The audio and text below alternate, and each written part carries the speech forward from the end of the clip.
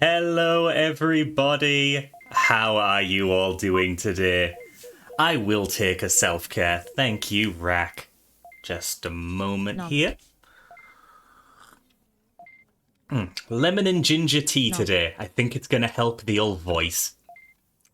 Hello to Kokery. Hello, Drayson. How you doing, Rack? Good to see you, Joey. Welcome in, Daya. Canis Rufus looking sharp. Howdy, Jack. Hello, Grayscaled. Hello, Mateo. Hello, Vagra. Howdy, Nin. Howdy, MDL. Hello, Dr. Otterface. Hello, Joey. Hello, Meowstick. Hello, 26. And hello, Hika. Wonderful to see all those waves. It is wonderful to see you all.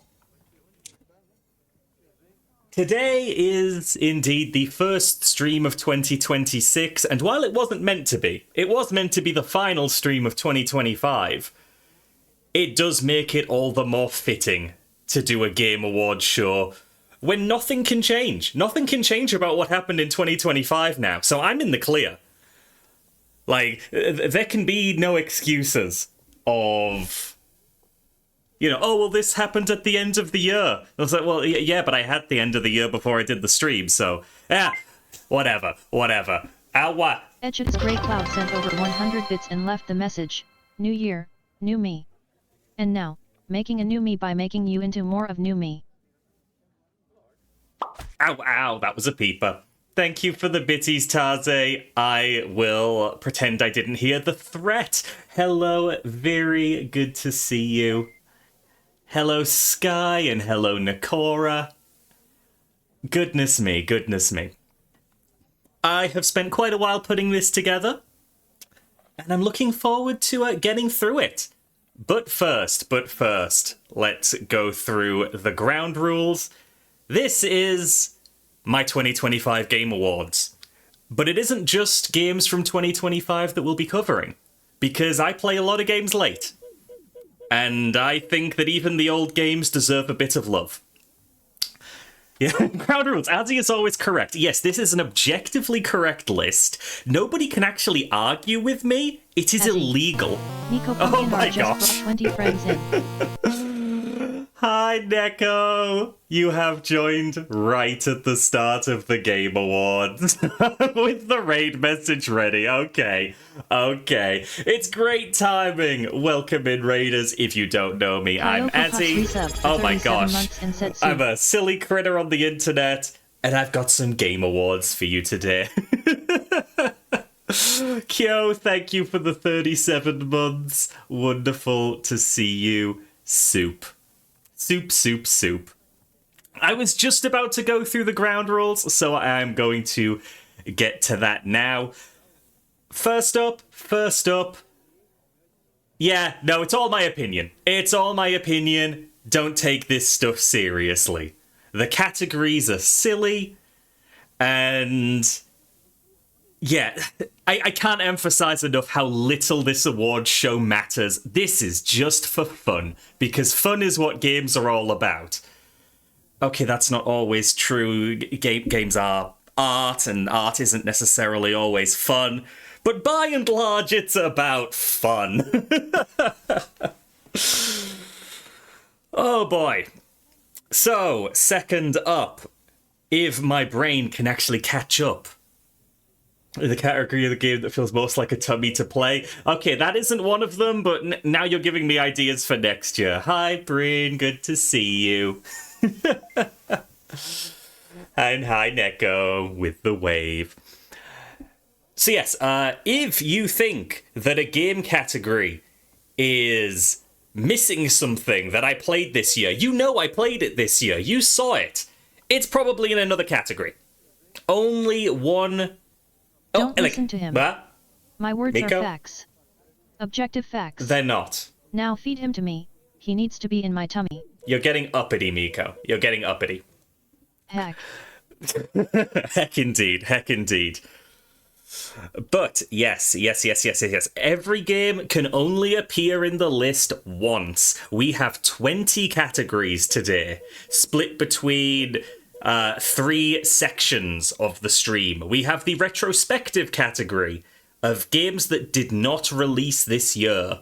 We have a small demo category featuring games where I only played the demo this year. And we have the 2025 category of, games that actually released this year. They are 2025 games. So there is a lot to cover. There is a lot to cover, and I'm so excited. Like, I played so many games this year, y'all. I just counted the ones I finished earlier. 61 games finished this year.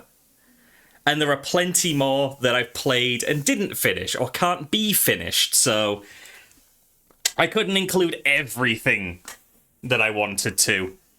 But we're getting the best ones.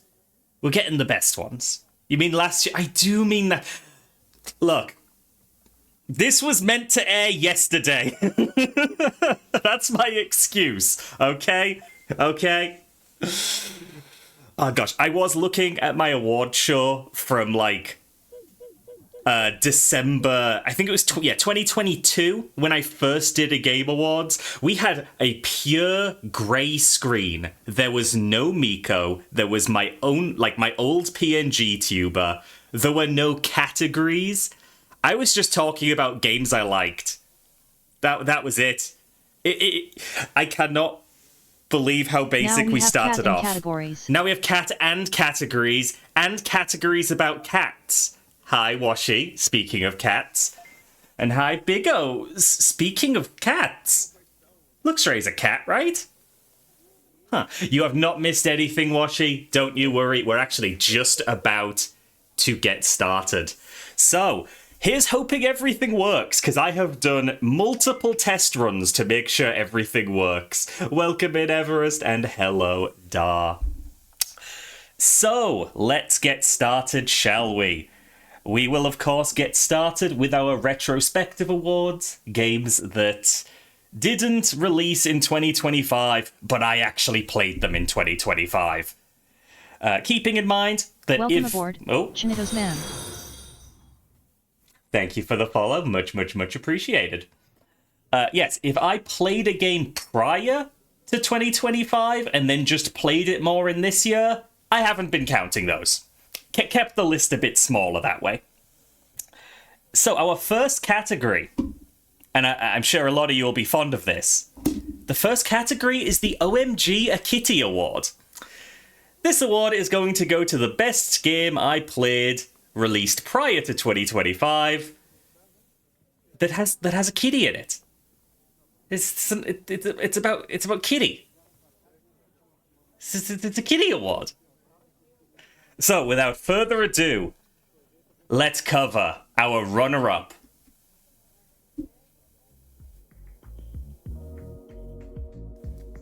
And yet, this one, I've given to Stray. I played Stray for the first time in 2025. All kitties should get awards for being kitties. That's true. That's true. That's objective truth.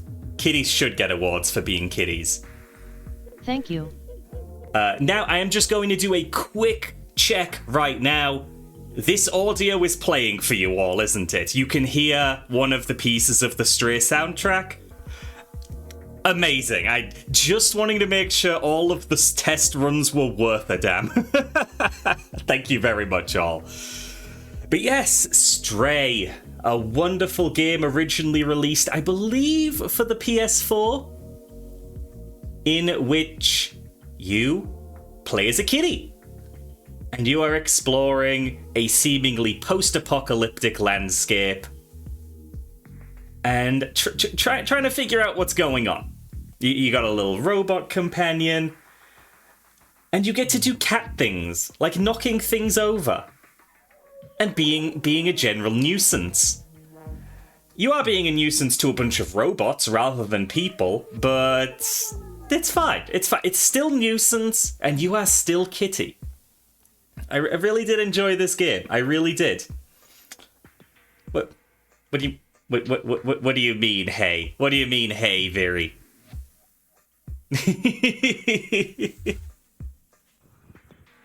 It is, in fact, 100% kitty. But I did find one game this year to be even more kitty. So, how about we go to the winner of the OMG a Kitty Award? And I think people are going to have a good idea of what this is. Sorry, Very. The robots in Stray are very nice. Some of them are assholes. But it's fine. It's fine. The winner of the OMG a Kitty Award. Finally, all these prey made me thirsty. There are better times for taking a drink, Miko.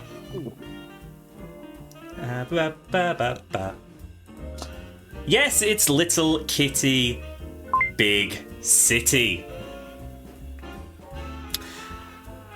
Just to address a little something there, if you can't hear the soft theatre murmuring, then I have it set to quiet. That might be on me. It is playing and I can hear it very clearly when it is playing. So I will up that just a little bit for the next run. But okay, yes! I was in that one. That means I get the award, right? Yeah, sure, Miko, sure. You can accept the award on behalf of Little Kitty Big City, because, yeah, this game has cat customization. You get to do the kitty things featured in Stray, but as your own kitty, and in a far more colourful environment, which I just enjoy more. I enjoy music. Don't fade out. It's gonna loop. But yes, much more colourful environment. I enjoy colourful environments. And it's just a good time. Fun animal characters, like Tanuki and the ducks, the ducklings. Cloud sent 100 oh my gosh. I take my award in the form of Azzy in tummy. No, that's not your award. Stop mlumming. Miko, we have so many awards to do. You can't just mlum. You can't just mlum. Oh, Big Potato. I love Big Potato. Mlum. Mlum. Mlum. Mlum.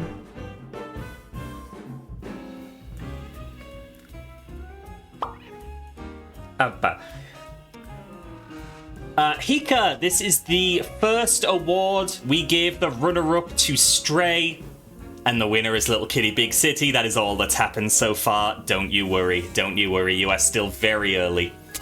Sky, might have been a mistake. I've announced a winner of an award category which isn't Expedition 33. Spoilers, Expedition 33 doesn't contain a kitty. So I had to deny the bribe money from Kepler to award every award to Expedition 33. Goodness me, goodness me.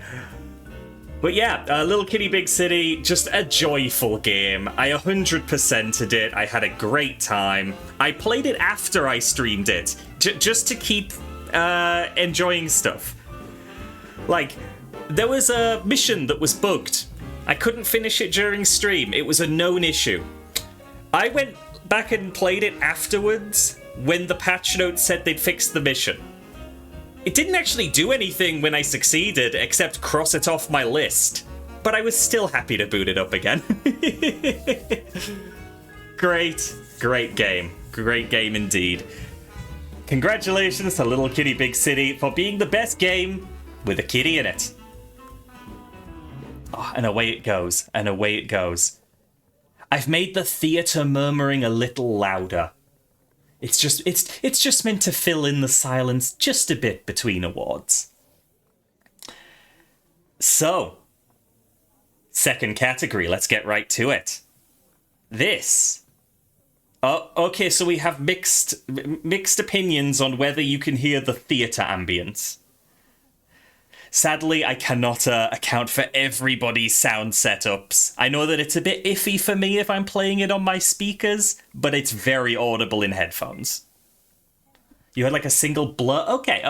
I'll ramp it up a little more. But. Hi, Goji, hope to see you. We now have, and I think this will be a popular one. This is the Throwing a Milkshake at a Nazi Award. This is for the funniest game of the year. This is for the game that made me laugh the most. Because video games, just like throwing a milkshake at a Nazi, are funny.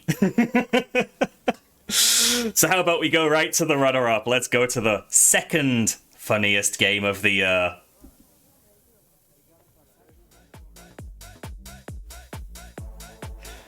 I am giving it to Turnip Boy Robs a Bank.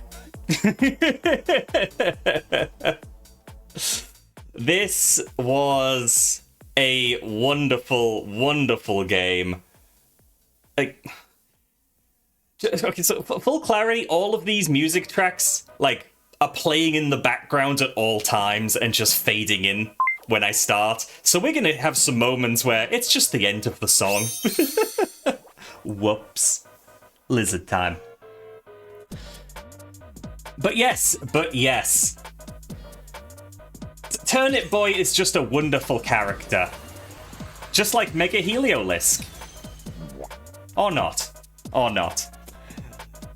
Yeah, I just love the Turnip Boy games. The first game, Turnip Boy Commits Tax Evasion, was immensely funny. And the sequel lived up to that reputation. Totally changed the game genre, but kept all of the endearing characters and silly jokes, and I appreciate that. Hello, Joey Wah. Hope you're doing well. Now we have 2 Joeys. This is getting out of hand. But yes, I don't know. It's just good humor. But it isn't the best humor that I played this year. Not quite. I have a little bit more to say about our actual winner, the most milkshake thrown at a Nazi. And that is... Yeah. I don't think anyone's surprised about this one. It is Thank Goodness You're Here. The incredibly British game that... It was only a one-off stream, but it was perfection. For only 10 bob, you can have one of the funniest experiences in gaming. We did, in fact, as the quote says, get an achievement for satisfying a fishmonger. Reg's wife could learn a thing or two from this game. Oh god, face. The face clip. Oh, I should have readied that to play in the middle. Goodness me. Yes, so if you're unfamiliar with Thank Goodness You're Here, you are showing up in a little British town, and everybody needs your help with something. And you are basically at the whims of the populace of this town. And nothing is normal. Nothing is normal at all. It is just packed from start to finish with funny moments. Like, there is nothing not to love about it. Even if some of it might go over your head, if you're a little less British or in tune with Britishisms. And yeah, as Tarzay says, you can finish the game in 15 minutes if you don't do anything. You start it in a waiting room. You can wait. I love that kind of thing in games. And that just puts a little bit of a cherry on top of Thank Goodness You're Here. So good.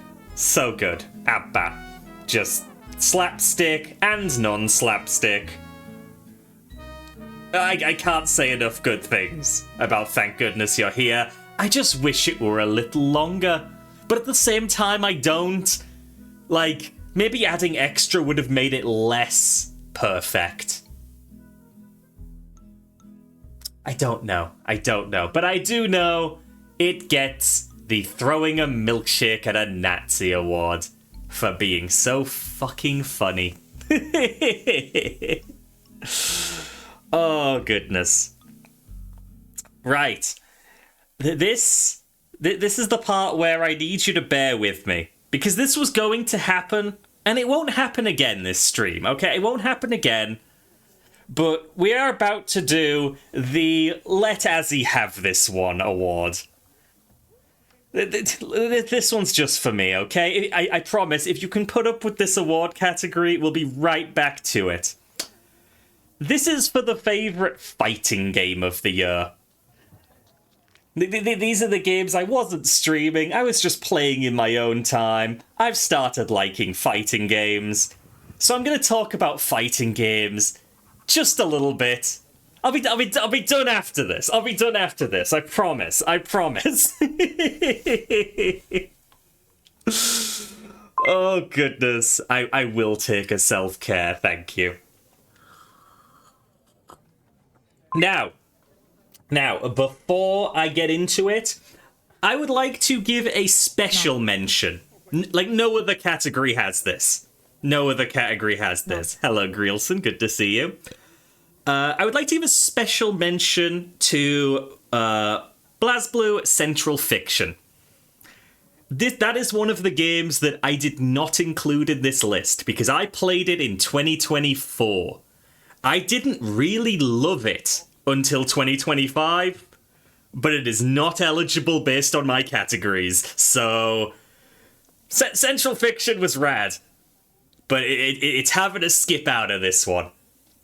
Which, to be fair, made my choices a little easier on the runner-up and the winner. Right. Let's go to our runner-up.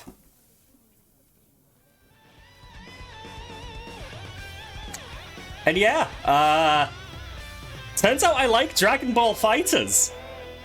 Turns out I really like Dragon Ball Fighters. It's the first tag fighter that I've actually gotten a decent hang of, I think.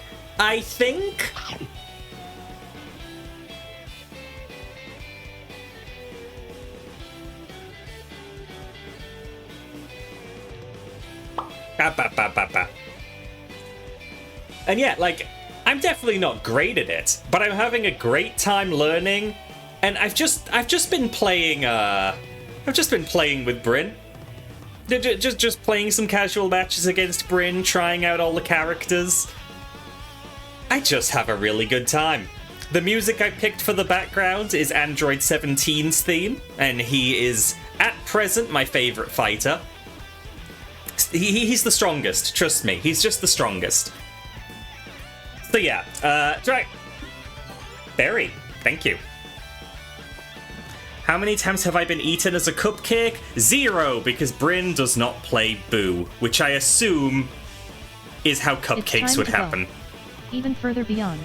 Fubar, good to see you. Hope you're well. You mean for his Rekka combos? Yes! It's so fun to mix up Bryn with all of his Rekkas. He's great. I love Android 17. For the record, I also play Beerus and Kefla. So, yeah, I have a good time. Oh, 21 does the cupcake. Okay, Bryn doesn't play 21. Thank you. Right, but that is only our runner-up. There is a game that does better. You would mix up Android 21 and 26. That is funny. Yeah, there is no Android 26, much to 26's chagrin. Right. My favourite fighting game that I first played in 2025 is...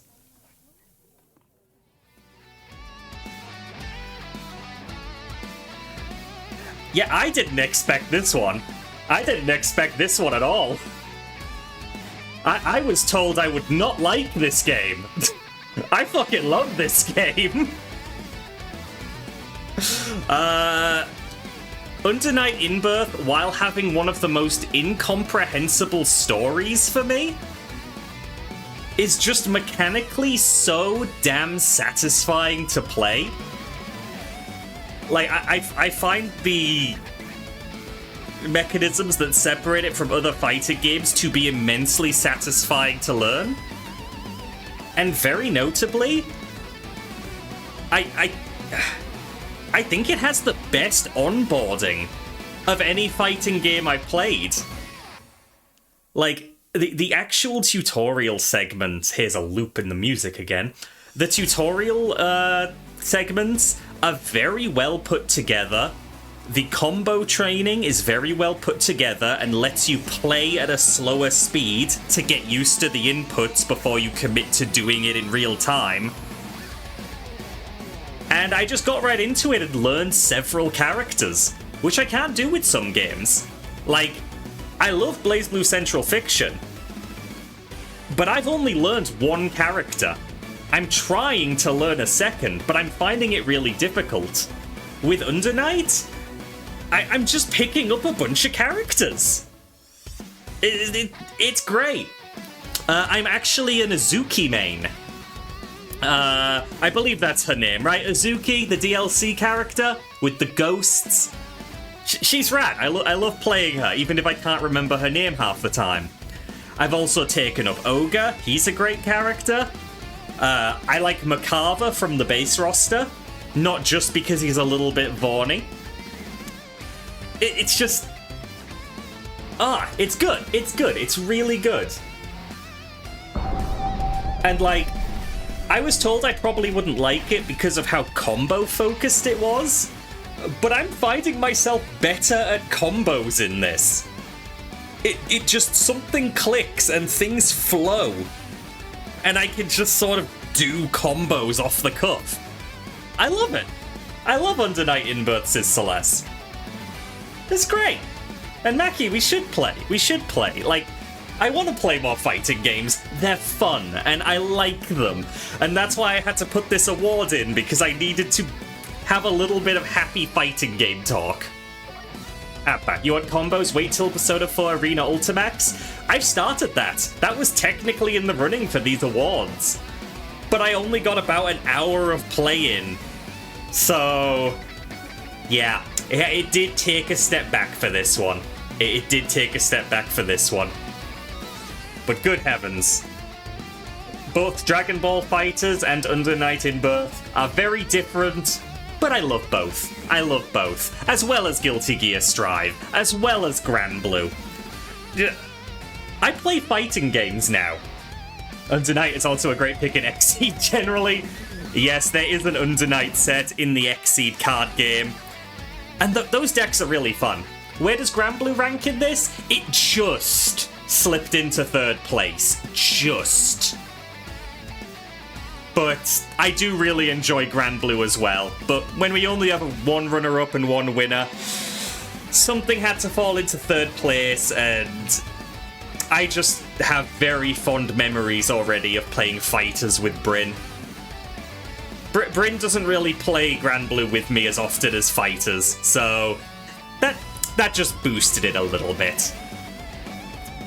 Oh, goodness. Oh, goodness. Right. Thank you for letting me gush about fighting games for a minute. I needed that. But. I'm talking about butts now. I just talked about playing fighters with Bryn, which is relevant to the Golden Carrot Award. This is the award for the best game that I played with Bryn. This is the Bunny Approved Award. This is, we streamed this together and we had a very nice time. So the runner-up of the Golden Carrot is...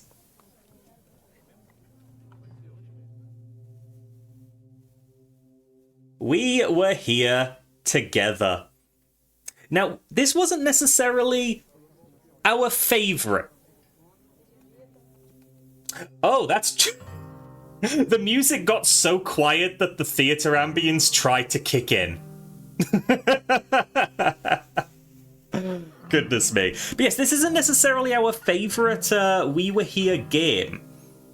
But we still had a nice time. We still had a reasonably nice time. It had some obtuse puzzles, but the puzzles that weren't as obtuse, we had a nice time solving.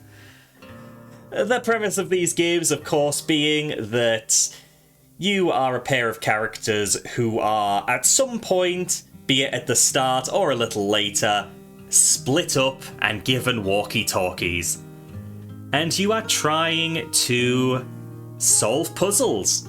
You have hints for one person's puzzle in one room, hints for the others in the other, and you gotta coordinate to solve escape room kind of scenarios.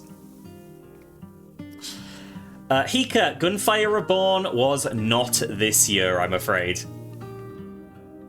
We both hate chess. We were here the first one. There was a chess game that we hated. It was terrible. Neither of us really know how chess works. It's great. It's great. We're perfect for each other in not knowing chess. Abba. Yeah, we were here together is just a good continuation of the series, and I am looking forward to at some point picking up We Were Here Forever, which is the next game in the series. Or is it the Friendship? It's one of them. It's one of them. Anyway, that's enough about our runner-up. That is enough about our runner-up. We're going to go over to our winner, the game that Bryn and I both agreed was the best one we played together on stream.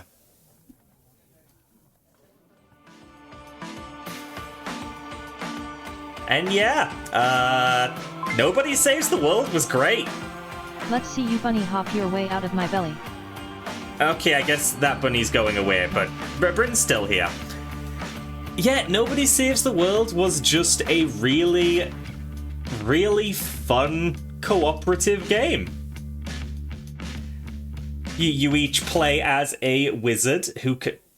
Wow, that ends spontaneously.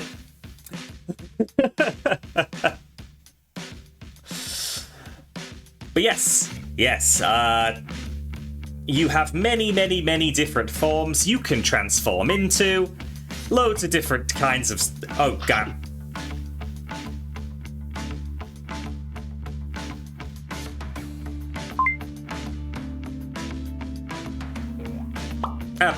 Yes, there are loads of different characters. All of them have different attacks, different abilities, different reasons to exist. And not only can you pick a character, but you can mix and match their abilities. So you can be a dragon that leaves a slug trail. Or a magician that could just fire arrows, because apparently the magician brought a bow. Oh, thank you for the self-care, Joey.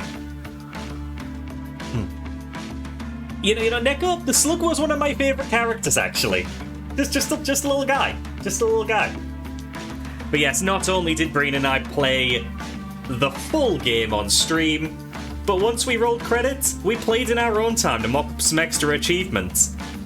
Like, we still have another achievement to get, but we need to play the entire game in New Game Plus. So that one's, on the back burner. Yes, Bryn played the magician who can pull bunnies out of a hat, and those bunnies then explode. Very Bryn. Very Bryn.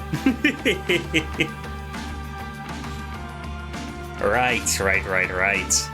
Congrats to Nobody Saves the World for being our favourite co-op game.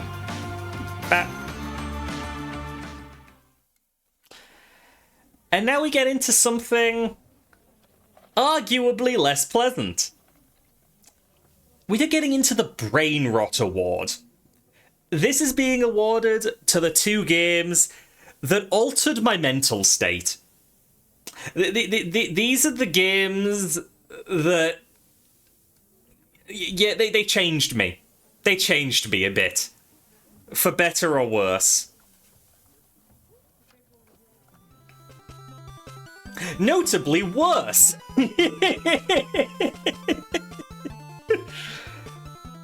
I avoided hearing anything about frog fractions ever until I spontaneously decided to play it for April Fools. I cannot tell you what Frog Fractions is about. Not just because it's one of those just play it, trust me bro games, but because I'm not sure I know. It was breaking my brain from beginning to end. And I don't know if I should recommend it or not. It was a lot. It was a lot. Ow. So yeah, that definitely rotted my brain a little bit. It definitely did. But that is not taking the win. Hello, Leaf. Good to see you. The game that messed with my mental state the most this past year.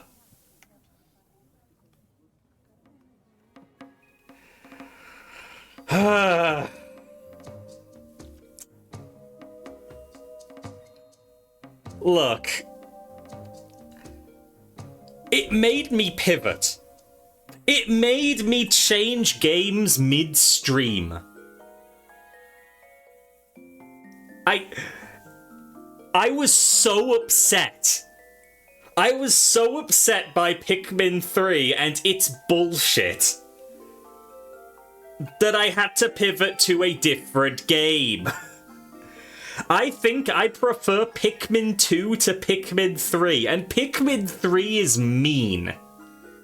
Oh, sorry, Pikmin 2 rather is mean, but Pikmin 3 feels meaner at times. Hi, Scribble, good to see you. If you can't handle me at my Pikmin 3 Deluxe, you don't deserve me at my Pikmin 1 HD WII Edition. WII Edition has nothing on this. Probably. Haven't played it. You're so tired you woke up and put your brow on backwards twice. That's impressive. Like, once, it's like, that's a little wild. Twice? How? Yeah. Pikmin is this series that I feel like I enjoy, but it also mentally tests me in a way that I hate. It is an enjoyable, miserable slog of a game. Somehow these things are both applicable.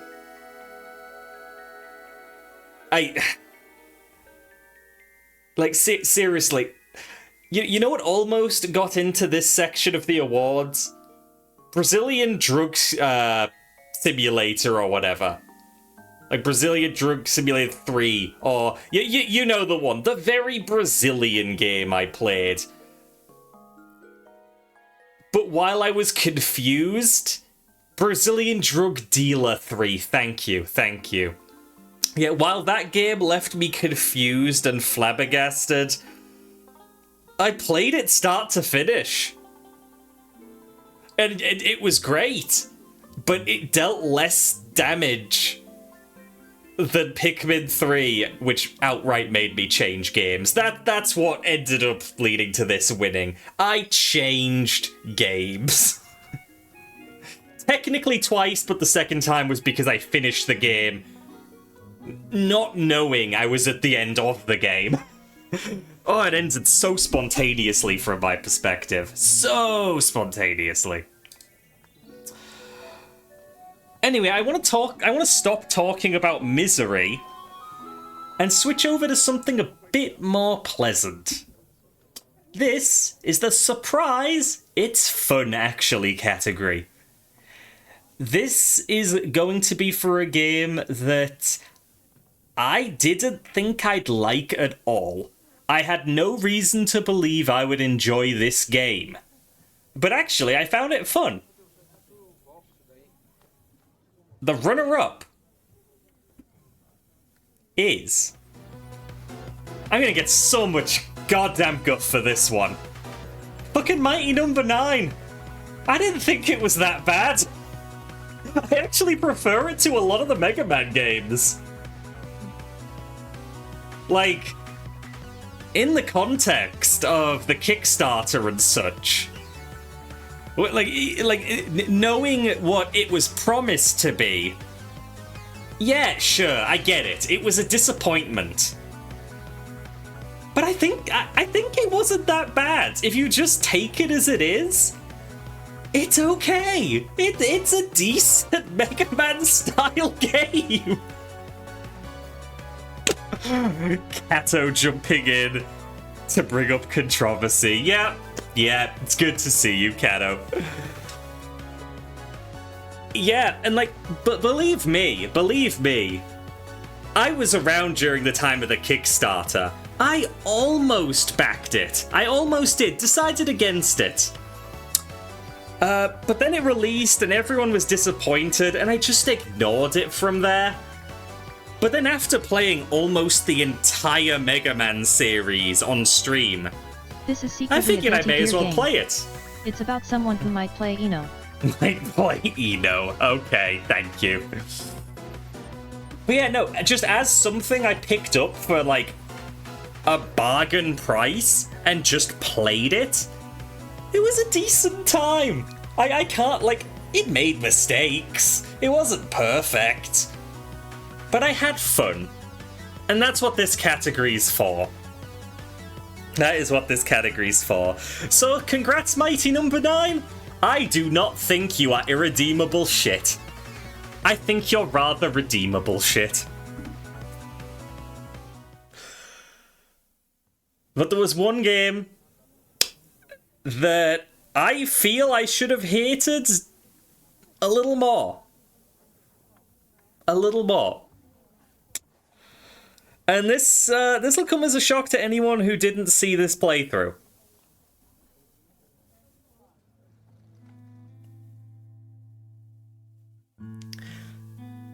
I have a complicated relationship with Chicory.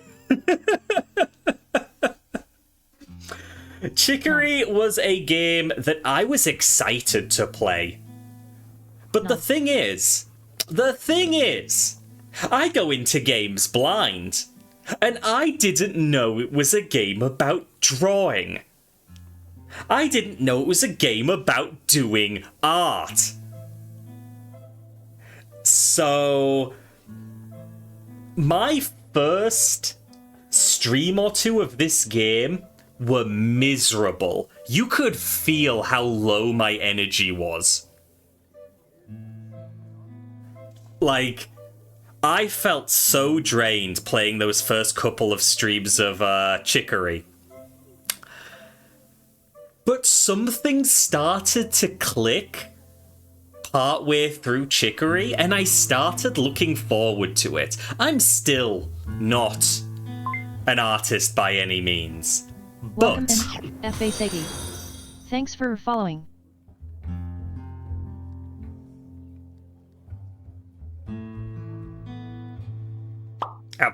Segi, thank you for the follow. Yeah, not an artist, but I started to enjoy it. I started to enjoy the process. I started to do a little bit of interpretation. Oh, the soundtrack's great. I love the soundtrack. I love the characters. Yeah, like, eventually, once it did click, I really started to love Chicory. I've 100%ed it, I got all the achievements, and I came away with an appreciation for what it does.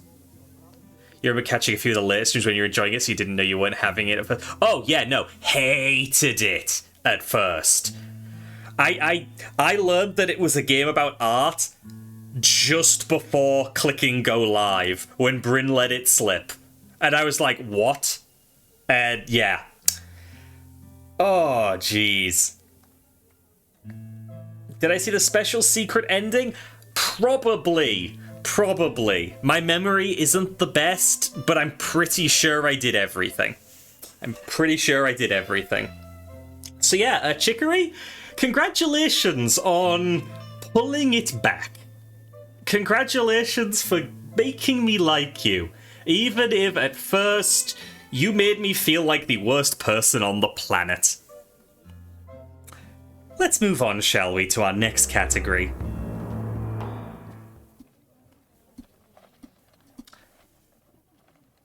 The next category is the Snake Compliment Award. Because, like a snake, these next games are very good and very long.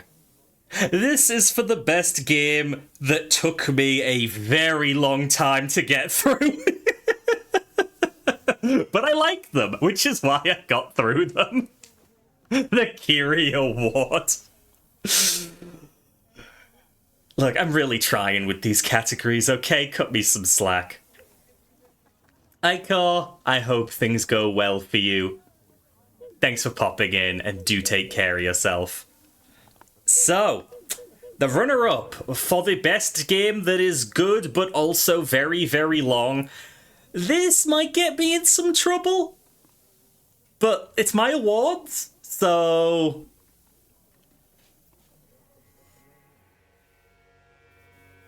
I've awarded it to a DLC!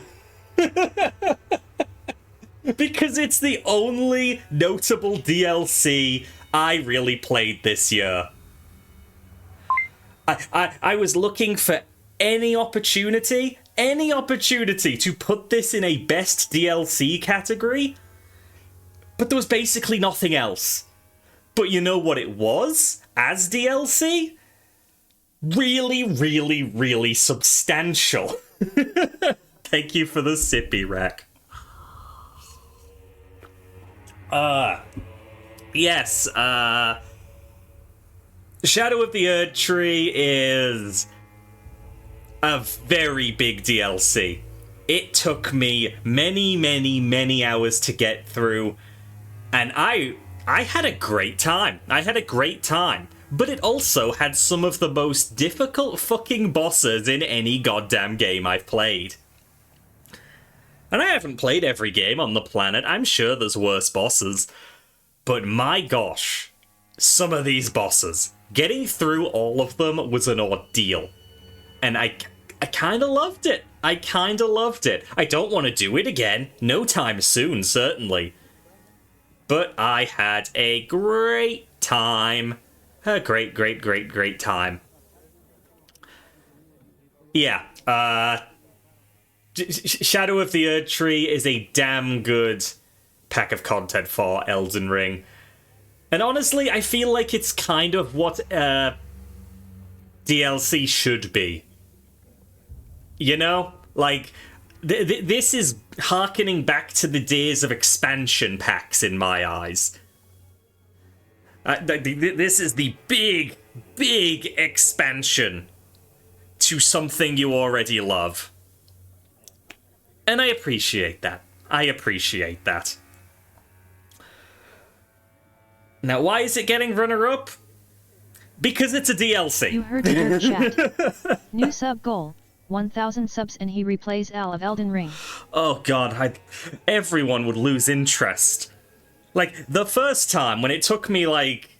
I think we spent over 40 streams total between Elden Ring and Shadow of the Erdtree. More of those, but it's rehashing the same stuff? Oh god, that would be terrible. That'd be terrible. But yes, let's award the winner, which is an actual game that is very long, but also very good. Like a snake. Did I not? Button? Thank you, Button.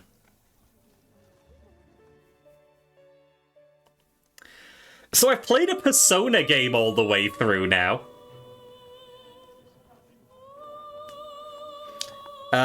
It took me till 2025. Mike, this is the category for, yeah, very, very long, but also very, very good. Just like a snake. Yeah, Persona 4's a long game. It's an RPG. It has a lot to it. And I loved it. I thought Persona 4 was great.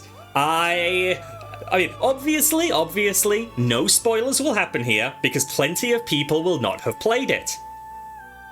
I accidentally predicted the killer at the beginning of the game. And kept jokingly coming back to it, even after the game was like, no, you're wrong though, you're wrong. No, actually I was right.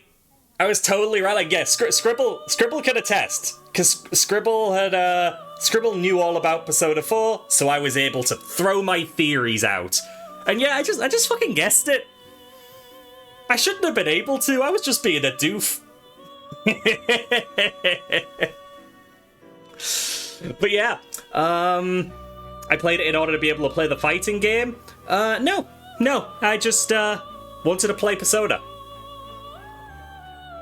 Oh yes, Tazi, I did see that popped up on your activity feed. I've heard good things about the Etrian Odyssey games. Now, I think I spent similar amounts of time between Shadow of the Erdtree and Persona 4. But with Shadow of the Erdtree, I'm confident I did everything, for the most part. I have to replay Persona 4 because I missed the actual golden content. And I have not brought myself to that point yet. I cannot will up the power to do an entire new playthrough. Wanna be a cleric? Yeah, I'll be a cleric. Yeah, so... The basic gist of the game's narrative is that you are given a time limit to do a certain thing. If you do that thing before the time limit, you will continue to play side stuff without the time pressure. You can just do whatever you need to do. The main story will progress after that deadline. But there is a point in the late game where when you do the main thing, it skips ahead to the point where that deadline was.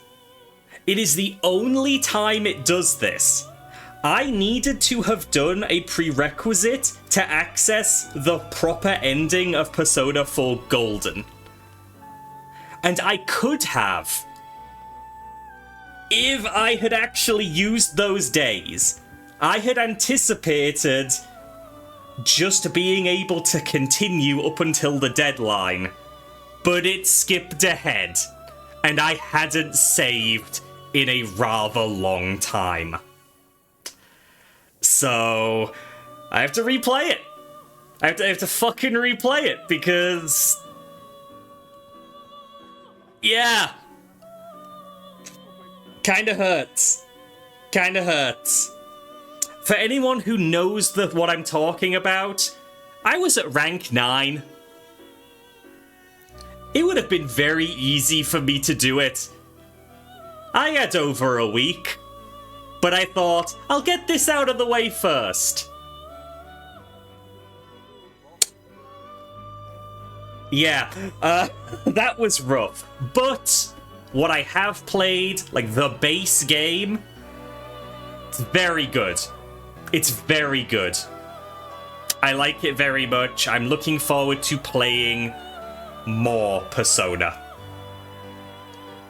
Whether it'll actually be the golden content of this, or 3, or 5, I don't know. It won't be 1 and 2, apparently those don't exist. No one talks about those. Let's move on from the Snake Compliment Award. I'm getting typed.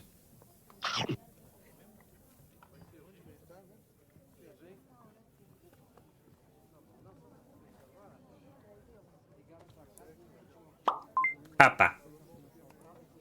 Oh. Are you tripping over again? Don't worry, I'll catch you. Bye, Tanny. Nom. So next up, the They Can Be This Good award? Oh, the intonation on that's weird. This is for a game that I feel is a masterclass of its chosen genre. I believe that these stand out as must-plays in the particular genre they occupy. Just If you are going to get something of this genre, this is a damn good choice, in my opinion. And the runner-up of that will be...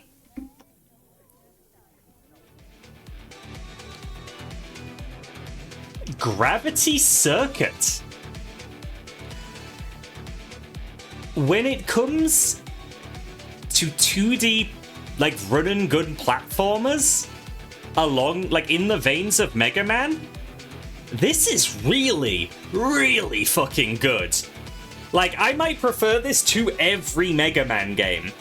It is fast, it is fluid, it is fun, it is extremely well designed. It's a great length. I did not feel it was wasting my time at all. Gravity Circuit is excellent. Like, the developers absolutely nailed what I want from that genre. And quite frankly, I hope I can find more games in a similar vein. 'Cause, wow. Wow, wow, wow. What a brilliant game. What a brilliant game. I highly recommend Gravity Circuit if you are even remotely interested in Mega Man-esque games, where you go through a stage, get a new power specific to that stage, and then do the rest of the stages in any order you want. It has a grapple hook. That means it's better than other games. You gotta have a grapple hook. You just gotta. But what do I like a little more? What do I like a little more as a masterclass of its genre? Not another 2D platformer, of course.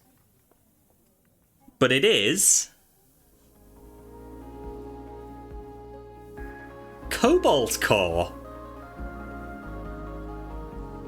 There are a million goddamn roguelite deck builders on the fucking Steam storefront.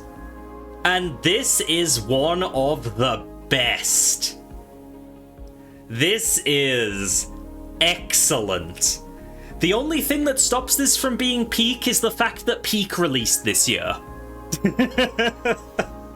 So that has stopped things from being called Peak. It took the title.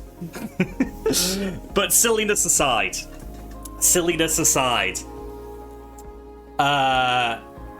Cobalt Core is excellent. Cobalt Core is excellent. You have a few silly critters in space experiencing some weirdness, some time loop weirdness. And that time loop weirdness justifies the fact that it's a roguelite. You know? You know? Like, every run is canon.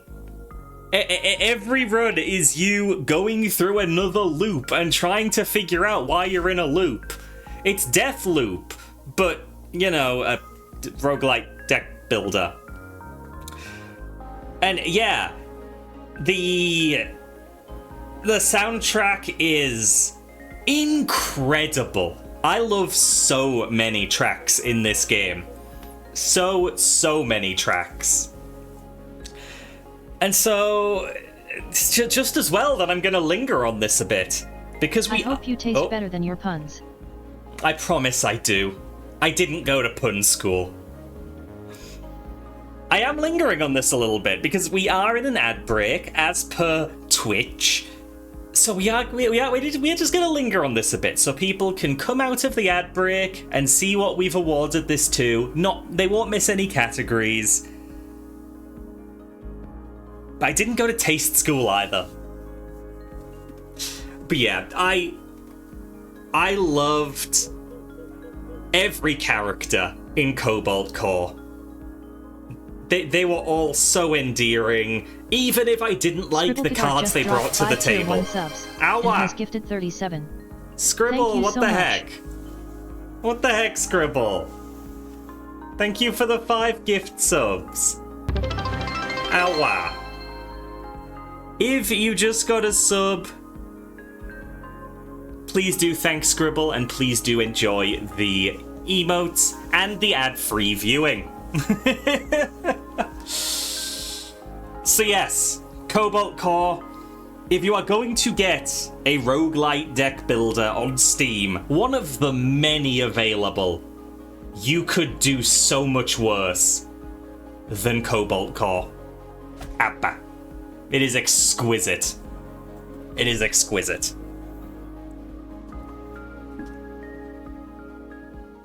Thank you, Excella, for the tier 1 gift sub to Massey. Cello, thank you for another 5 gift subs. Very, very, very much appreciated. You see, Sky, I'm not actually sure if that's the case. There's definitely a koboldish creature in there. But I'm not sure if that's actually the reason or not. I need to ask the devs. They'll listen to me, right? I'll just be like, hey, I'm Twitch streamer AzzyDerg, and I have a question that you must answer. Hi, Maven. Thank you for joining us. We still have plenty of awards left to give. You have not missed all that much. Choo choo. It's high train goodness. time. Mateo the Bat just dropped 5 tier 1 subs. Mateo, has gifted 75. Thank you for the 5 gift subs. Another 5 people saved from ad jail. Very, very much appreciated. Goodness me, goodness me. Now, yes, Miko gets a hat during hype trains. Now, the music's going to be a bit distracting, so I am going to get rid of that, but I'll let Miko dance. I'll let Miko dance anyway. He's really excited about the awards, you know? He's really excited about them. Thank you so much for the support. Kato Jana just followed. Oh, Kato, thank you for the follow. I appreciate it. Ow, wow, wow, wow, Level wow. 5 time. Oh, goodness. Many thanks to Joey Buckaroo for the tier 1 gift sub to Joey, Carbon Dragon 1. Thank you for another 5 gift subs. I really, really appreciate it. Oh, I'm gonna have to do this with each one individually. Level cool. 6 hype train. Cool. It's more likely than you think. Harry! Making Rumble another... just dropped 5 tier 1 subs. Making and another has bit 5. of music happen. Thank you so much. Thank you, Harry, for another 5 gift subs. Oh, what the heck. Lower that as well. I will cease Miko having anything to dance to for the sake of the awards. Oh my god! Level 7. Many thanks to Massey for the tier 1 gift sub to main.lua. Mackie, thank you for another 5 gift subs. Thank you, Nico Pumpkin Art, for the tier 1 gift sub to Plasmafy. Neko, what the heck? One of those went to Melania Elden Ring, which is just Noodle. Noodle has 2 subs now. Thank you, Neko, for another 5. Oh my goodness. Thank you for the sippy. Gee, Noodle, how come you're allowed to have 2 subs? That is a question also asked to Doms. Anyway. Let's move on a little bit, shall we? Goodness me, Abba. Let's go over to the Aw, It's Over award. And this is for the best one-off game. This is a game that I have streamed. The hype train just hit level 8. Goodness me. Sil 3 NT Links just dropped 5 tier 1 subs. And Silent, thank you for the 5 gift subs, and oh my god, Dyer as well. For the tier 1 gift sub to Venus. Goodness me, Owa.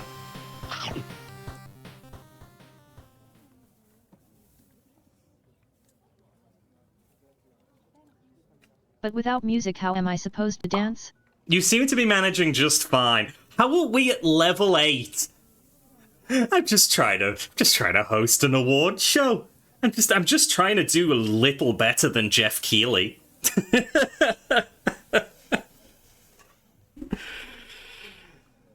Oh, good. Oh my god. What? It's more likely than you think. Dr. Otterface just dropped 10 tier 1 subs and has gifted 10.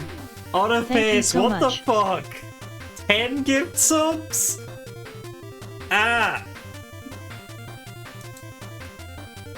Ah! What the heck? Thank you so much. Ah! I'm gonna try to keep going. I'm gonna try to keep going. This is for the best game that only took one stream. And I was a little bit sad to see it end. That is the category. The runner-up for the best one-off, released prior to 2025. Bat? Only level 9? Rookie numbers. We need to double this chat. At least. Yeah, no, we're doing awards. It's the beginner's guide in the runner-up spot. This is a guy by... A guy? This is a game. The game is a man. It is a featherless biped. No, it is a game by, the creator of the Stanley Parable, which I believe is, Davey Reedon? Am I remembering that right? That's the one, that's the one. Yes, it is an excellent little narrative looking into the history of a small-town indie developer. Did I say small town or small time? I was meant to say small time, but I might have said small town. And if I didn't say small town, I really sound crazy right now. Either way. Small time! This man is a town. If you have a town inside you, it might have been this man, which is a game. I can't speak today. I'm so flustered by the gift subs. I'm sorry.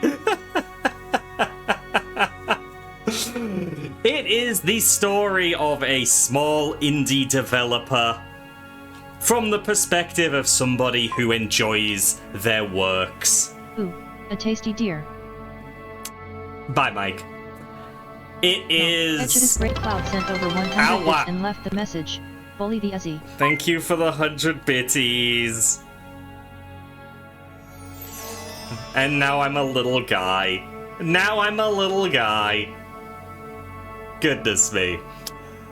But yeah, the Beginner's Guide tells a very engaging story.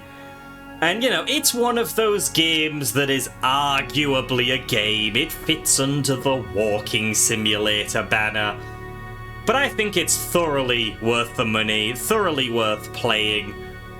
It sticks with you. It sticks with you. So, while I was sad to see it end, I do think it basically did what it wanted to do perfectly. And that's wonderful. It's me, I'm a whittle guy. But there was a one-up that a one-off that I enjoyed better. I can't speak. I don't know what's going on. Well, again, I'm flustered, but this is the one-off/one-up that I enjoyed a bit more than the Beginner's Guide. It has gameplay. It isn't just a walking simulator, so it had that going for it. But it is. Jump scare warning. It's Choo Choo Charles. Thank you, Ninafalk, for the tier 1 gift sub to Lunar Space Bold. Nin, thank you for another 5 gift subs. What the heck? What the heck? I'm not usually one for horror games. One up. Now if you get eaten you can respawn. How terrifying, how terrifying. But yeah, no, Choo Choo Charles is a game where you are going around on a little train trying to avoid a spider train hybrid. Over oh my, what? And left the message. Bully DERG. Taze, what the heck, with 2,200 bits extending the hype train when it was almost over? And making me mute another goddamn audio source. Thank you so much, Taze. What the heck? But yeah, it is a silly, silly game that both knows it's silly and yet takes itself the perfect amount of seriously. You know, like, it keeps doing silly stuff in a serious manner. Hi, Pebbles, good to see you. And I kinda love that. Like, I thought it might be overly serious, but that went out the window when I met the pickle lady. When I met the pickle lady, yeah, all bets were off. You are going around this environment, trying to find a way to stop Charles, the spider train that is wandering around, killing everyone. And just... it just works. It just works. You're gathering scrap, upgrading your train, buying new... equipping new weapons to your train that you're getting from different side missions around the map. And all in all, it takes about 3 hours to finish. Like, I would have 100%ed this game if it weren't for the fact that the final achievement I need is, like, an Iron Man run. Like, it is a higher difficulty that you need to finish in one sitting without dying. And that sucks. That sucks. I don't think I can do that. But I got every other achievement. And I had a very, very good time doing it. If you are even remotely interested in a silly horror game where you run away from a train spider hybrid and meet quirky characters and put up with a Slender reference, it's just good. It's just good. I like it very much. So congrats on being the best one-off of the pre-2025 game selection. Choo choo, Charles. Would that make it a Spain or a slider? Yes. Now, this is the big one of this category. We are ready for our Game of the Year. The best game I played that was not actually released in 2025. If there's anything that hasn't been brought up yet that you've been internalizing, this could be where it appears. And if not, I'm sorry, not everything could make the cut, I'm sorry. My second favorite pre-2025 game is...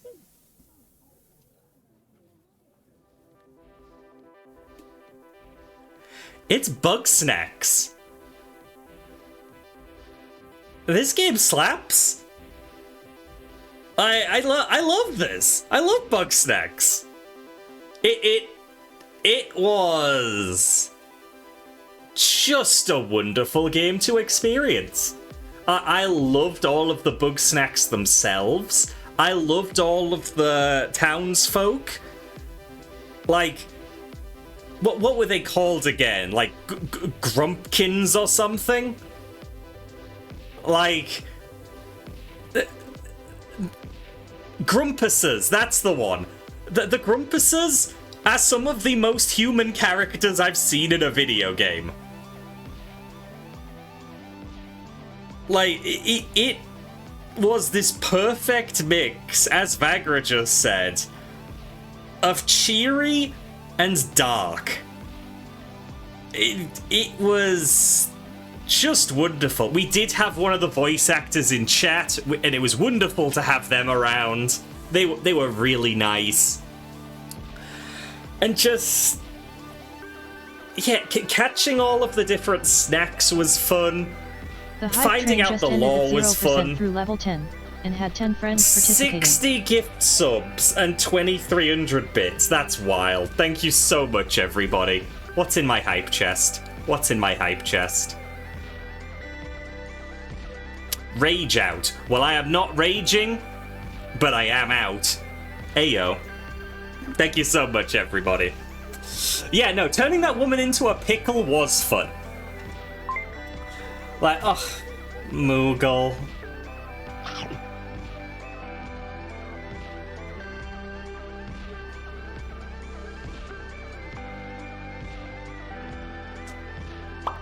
Oh, wow.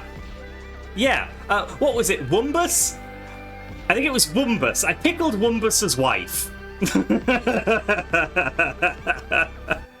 One of the best bits. One of the best bits. Triffany. We pickled Triffany. Amazing. It was great. I loved all the characters. I loved all the bug snacks. I just... It was great. It had lore. It had great lore. The what was like the Big Snacks Isle or Island of Big Snacks or whatever, the extra like DLC that it was included in the Steam version by default. That was really fun. Hi Rex, good to see you. Learning about the Grumpinati was fun. And like, it's one of those games that when it was finished, I was watching videos. Because the ending can change depending on how things go, and oh my god. Some of the stuff that I didn't get to see because I was so good and thorough is harrowing. Like, those voice actors are all so good. Like, oh my gosh. You get some of the best performances in the game if you fail. It's amazing. I highly, highly recommend Bug Snacks. Oh, it's so good. It's so good. But it wasn't my absolute favourite. It wasn't my absolute favourite. My actual game of the year from before 2025.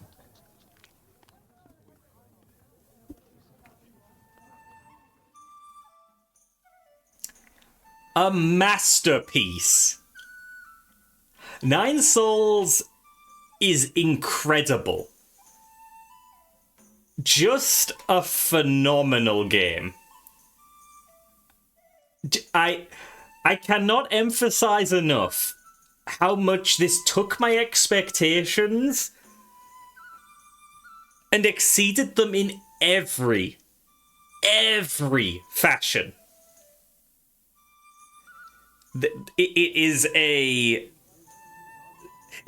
like a Metroidvania crossed with Sekiro. But where Sekiro led me to be incredibly frustrated at points,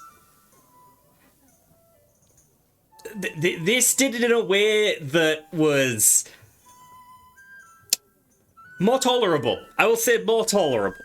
Like Sekiro, I got frustrated because I thought the game was doing me an injustice. In Nine Souls, those same kinds of moments made me feel like I needed to get better. You know? Sekiro had moments where I felt, this is the game, whereas Nine Souls made me think, this is me. And that is a very important distinction. And I pushed through, and I got every achievement. I got every achievement. I love Nine Souls. And I'm both... It's another one of those cases of I'm sad it's over, and I want there to be more, but I also don't think you could touch it without hampering the experience in some way. You know? I think it was basically perfect.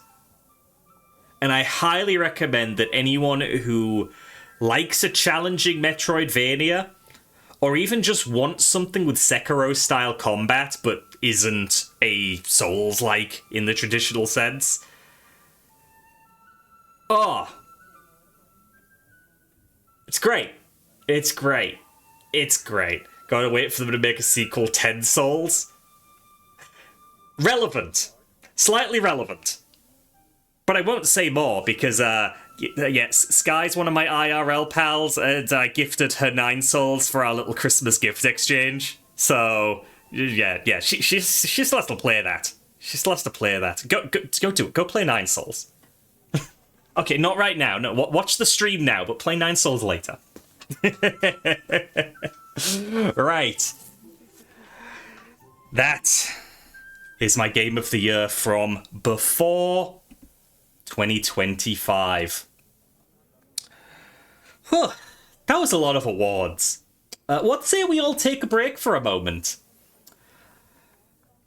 I have wanted to do this so much. Like every time I've done an awards stream, I've wanted to do this. Thank you for the sippy. Everybody, we will be right back after a message from one of our many partners. Are you tripping? Man, it's so goddamn cold out here. Has this ever happened to you? Well, with help from today's sponsor, CoupleShop.com, you could change that. CoupleShop.com sells very, very many cool items. Like these ones, or this one, or this one, or even this one. Wow, that's actually quite nice. Or this one. How about this one? Well, I feel warm now. That's CoupleShop.com. Use code AzzyDerg at checkout for 10% off any order over 15 quid. Love kobolds? Kobold Shop. Where's my wallet?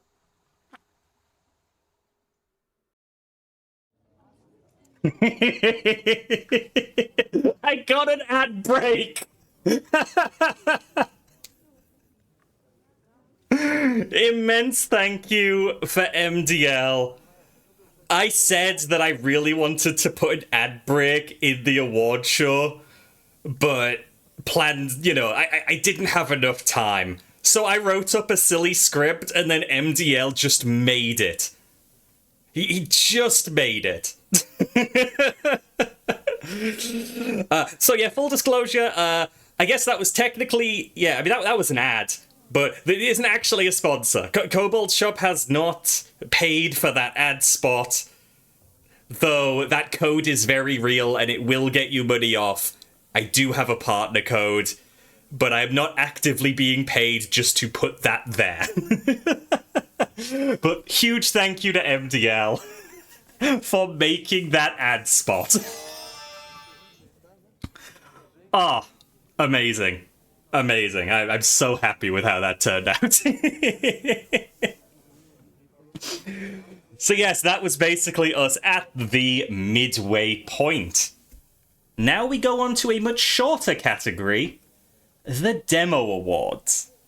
As many of you know, whenever the Steam Next Fest arrives, I play a whole bunch of demos for the week that's going on. You have no clue how did I have to re-record it because you were laughing in the middle of it? Good. That means it's good. But yes, I play dozens of demos each year, and I felt I wanted to shout out a few of them. And, these categories are a bit rough, but I really wanted to just point out a few. So first up, the Pandering to the Streamer Award. These demos were made for me. These demos exist to make people go, Azzy, you need to play this one specifically. And this category exists because if I didn't mention them, people would go, but what about these? And spoiler alert, because these are demos, this category gets a little rough. Because, there are... What I'm saying is the backing track for these are just the trailers for the games, because the OST isn't available. The runner-up for Pandering to the Streamer. Yeah, it's digested. Obviously. It is literally a game about trying not to get digested by a giant snake. No, it didn't win, and I hope I can make that apparent as to why. But yeah, it's not really my kind of game. Like, overall, it's not something I would typically play. I played Digested because, haha, it's the VorTuber. You know, he gets eaten.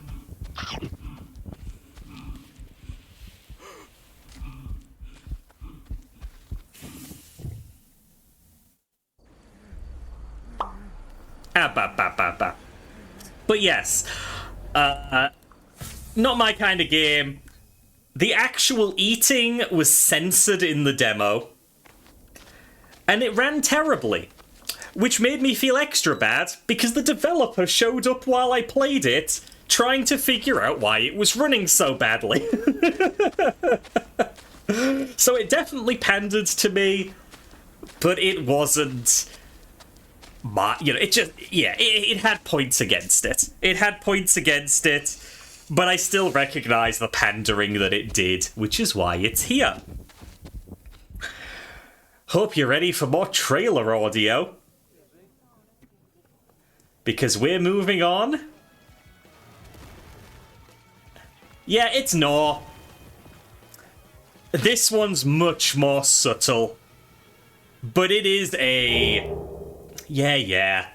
It is a platformer with Vor as a big focus, and it runs great and plays great.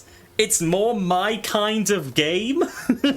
So Gnaw ends up taking this category for pandering to me. Platformer. You got me there, Harry. You got me there. You got me there. Yeah, I am rather excited for Gnaw. Like, Digested is like something I might pick up to, if it runs better by the time it releases. But I just kind of just want to play this regardless. Gnaw, I kind of just want to play. It's very good.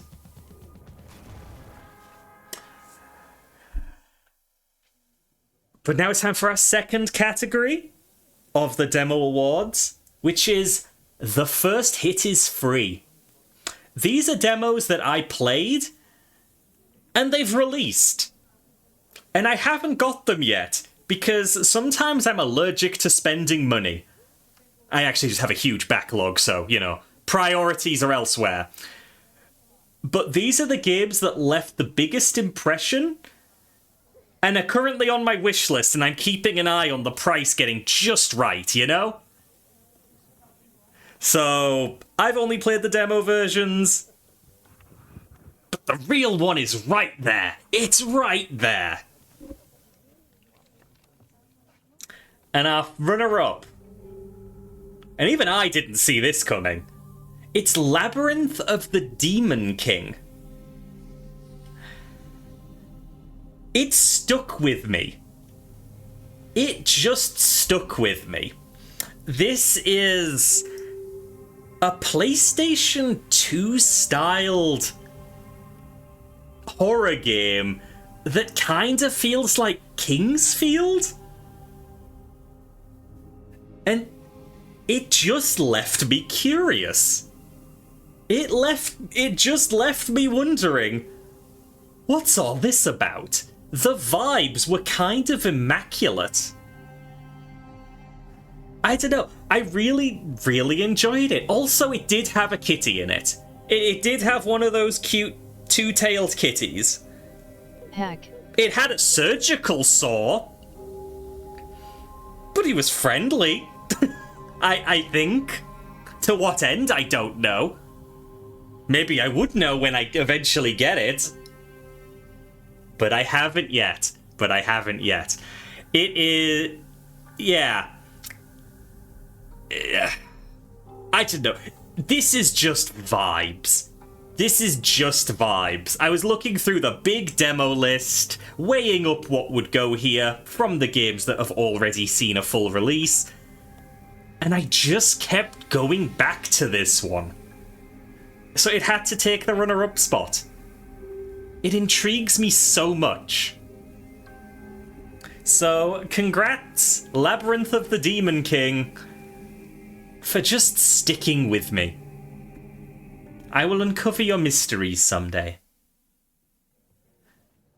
What else do I want to uncover the mysteries of? This one probably won't be much of a surprise once you think about it.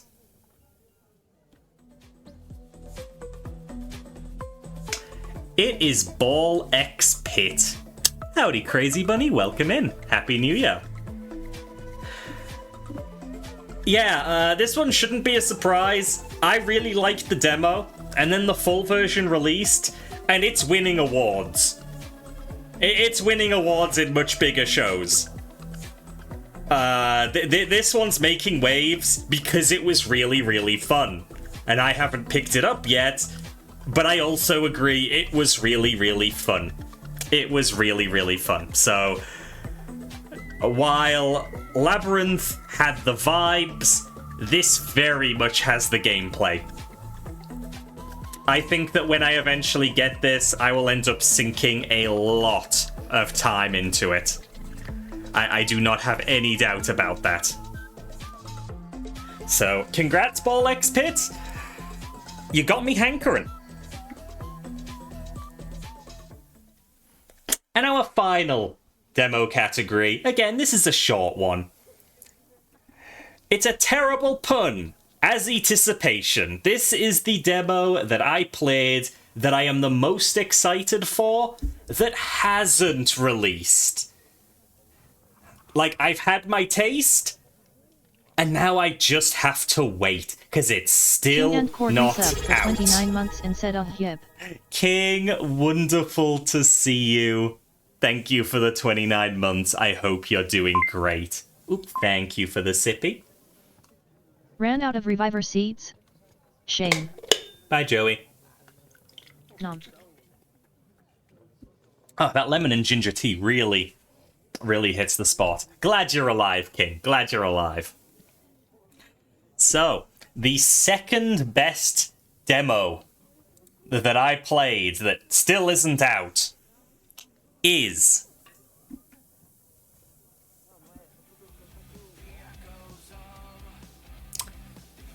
Dead as Disco.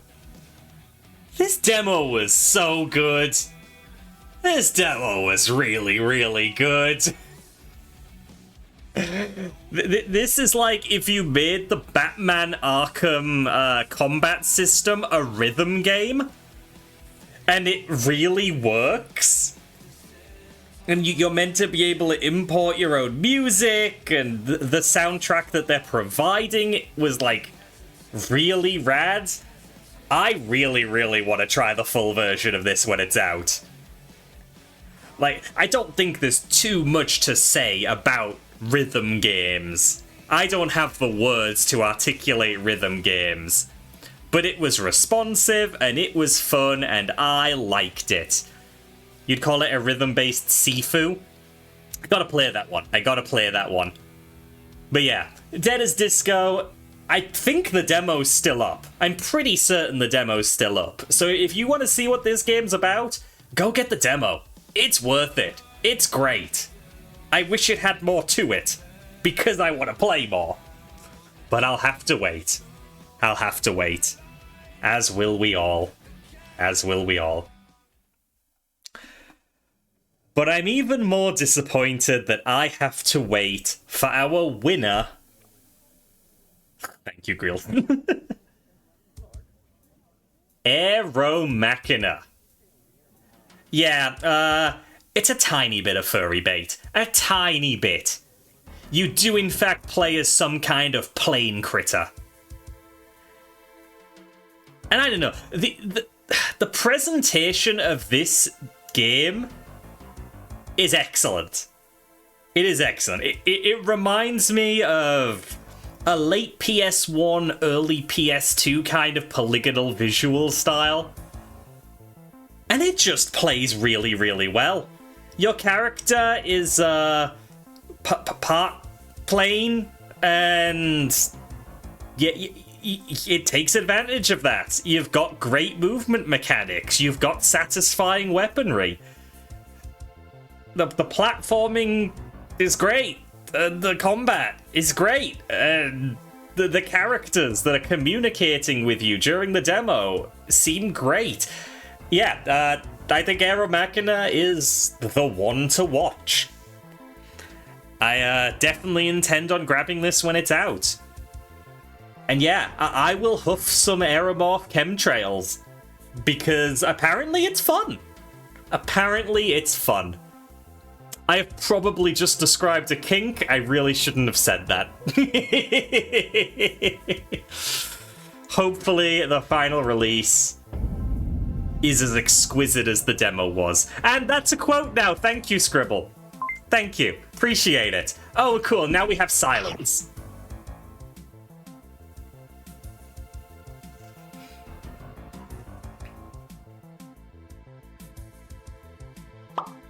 And that concludes our demo awards. Short and sweet, much like the demos we talked about. So now we enter the new stuff. We enter the 2025 releases that I actually got to play in 2025. I'm not short, Joey, what the heck? Yeah, I'm so used to playing stuff late that it always feels a little bit weird to kind of be on the cutting edge, you know? How tall am I? I'm 5'10". And as I say every time this gets brought up, that like 5'10" is short to some people, but what the heck? Okay, now I'm short. Now I'm just little. But yes, these games, I'm actually somewhat on the cutting edge. I have played them in 2025, and I will talk about them in 2025. Heck yes. Let's go. Starting with the Brilliance in the Making Award. This is for the best early access game that I played. And this one's a little bit iffy, because after I put a lot of considerations into which games would qualify, what would get stuff disqualified, and my second place has released now.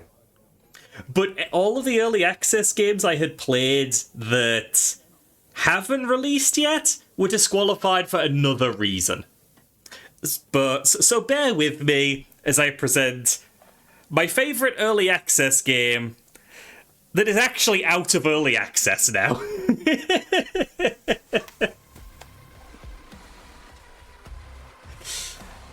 And there we go. It is Dead Zone Rogue, which was in early access up until recently.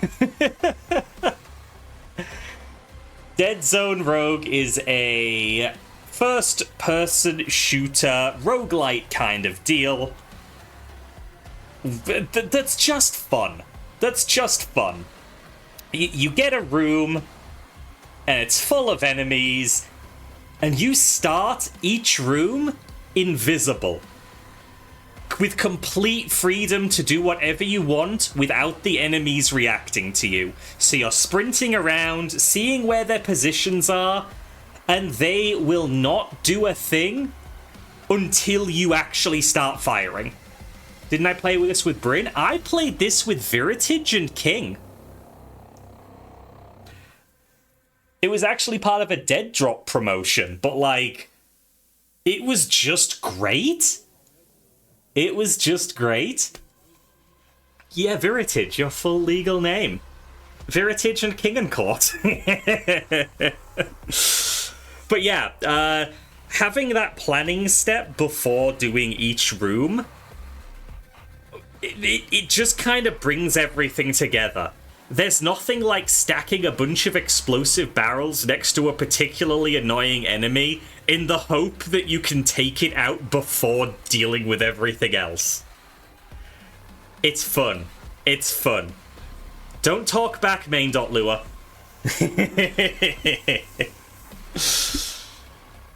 Oh my gosh. Yeah. I highly recommend Dead Zone Rogue. I highly do recommend Dead Zone Rogue. It has a story that is very playable, both single player and in co-op. And I actually still need to go back and play it. I played the first 2 acts and loved it, and then I was like, oh, I'm gonna wait until Act 3's out. And now Act 4 is out. I have no time, everyone. I have no time. I really want to play more, though. Also, it has a plant. We love plant.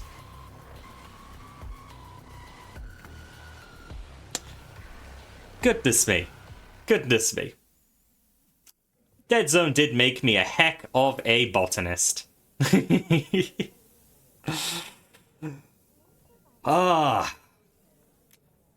So I have to thank MDL again for this next one. Because this one doesn't really have an OST. So thank you to MDL for recording ambient noise in this game while I worked on assembling the rest of the awards. My favourite early access game of 2025.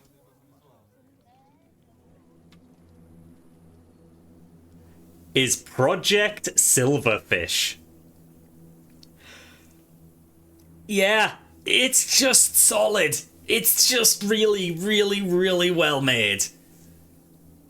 Like, what if Stalker, but Scalies? Stalker, but everyone's like a cool lizard critter, and I love them and would kiss them, even if they're a bit irradiated. You're wandering around a zone, it's full of fucked up creatures and different factions that you can ally with or decide they're Nazis and kill them because they are Nazis, the guide says so. It's just great. It's just great. But also it has radios that play music that they had to remove because they were told it was the MCA free and it turned out not to be. Was it an extraction game? Now, in its present early access state, it has only just sort of had its endgame implemented. The idea is that you are stuck in the zone until you can pay off a very large debt. But as of me streaming it, there was no actual way to pay off that debt. I thought I was just missing it. But it wasn't long ago that a patch released that said, hey, you can pay off your debt now. There is no actual incentive to pay it off yet. The actual end isn't in. But that's the goal. You are wandering this horrific wasteland, trying to pay your way out of it. And it was really engaging, and the vibes were immaculate. The ambience was perfect. Just... love it. Love it. Yeah, MDL stood around for 20 minutes for this.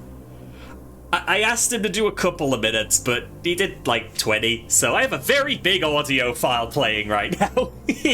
Wandering a wasteland trying to pay off debt. College. But yeah, it has cute scalies and also is like Stalker, which is in it and of itself good. But Stalker's quite janky. And I didn't find Project Silverfish janky in the same way, so... props to the devs. I'm looking forward to seeing this one hit 1.0. At which point I'll probably declare that I'm going to play it now, but then you'll announce some new content is on the way, and then I will say that I will play it when it's actually complete, and I will never get around to it. I call it the Cult of the Lamb syndrome.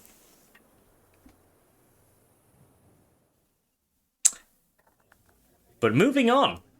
Moving on from games that aren't technically fully out yet, we have... wait, where did the time go? This is for the game that proved to be the best time sink. The one that you play it, and time... It just goes. It just goes away. What happened to your day? This video game. This video game. So, yeah. I'm going to thank Viri for this one.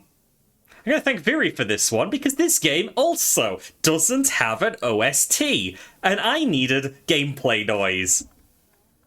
Thank you, Viri, for recording ambience for Power Wash Simulator 2.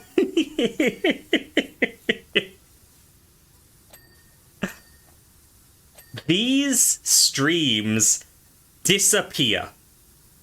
When I am playing Power Wash on a Sunday, it vanishes. Time just goes away, and suddenly I've spent 3 hours with my friends cleaning. Now, as you might imagine, because we're in the 2025 awards now, Power Wash Simulator 1 did not get an award. And that is purely because I didn't see the need to include both of these. And I feel Power Wash 2 is enough of an improvement on the gameplay that I'll just talk about this one, you know? I'll give credit to other games in the other categories. Every time you wake up late on a Sunday, you're bummed because those streams are the highlight of your weekend. Aw, that's sweet. What the heck? Yeah, Viri didn't tell me that. Viri recorded this audio and then finished the job. Yeah, it's just a really, really relaxing game that shouldn't be as fun as it is, yet it is. Copal.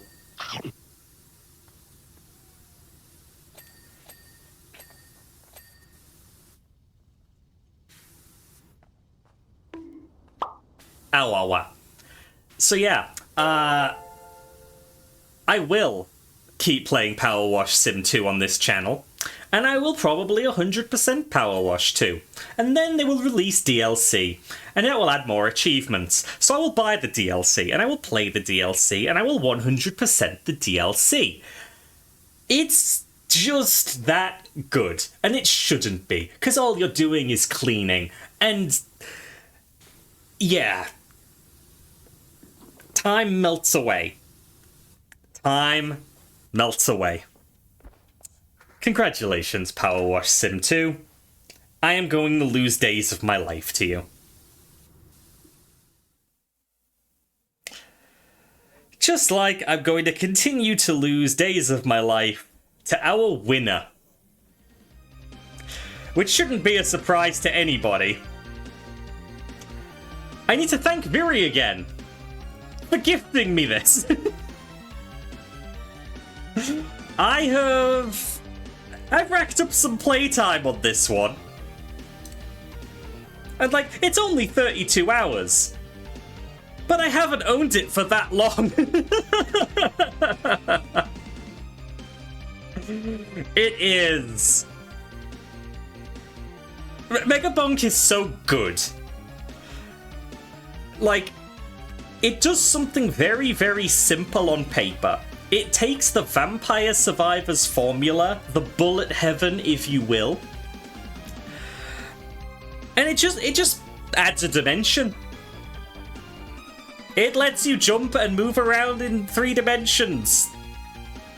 And that adds so much to the experience. And I'm a Vampire Survivors enjoyer, you know? Like, I am not ripping on Vampire Survivors. But goddamn. Goddamn Megabonk. It's great. It's great. I enjoy every run. I win more often than not. I get upset when I have a losing streak. I'm only human. Yeah, no, it's great. It's great. If you at all like that genre of just one more run, you'll love Megabonk.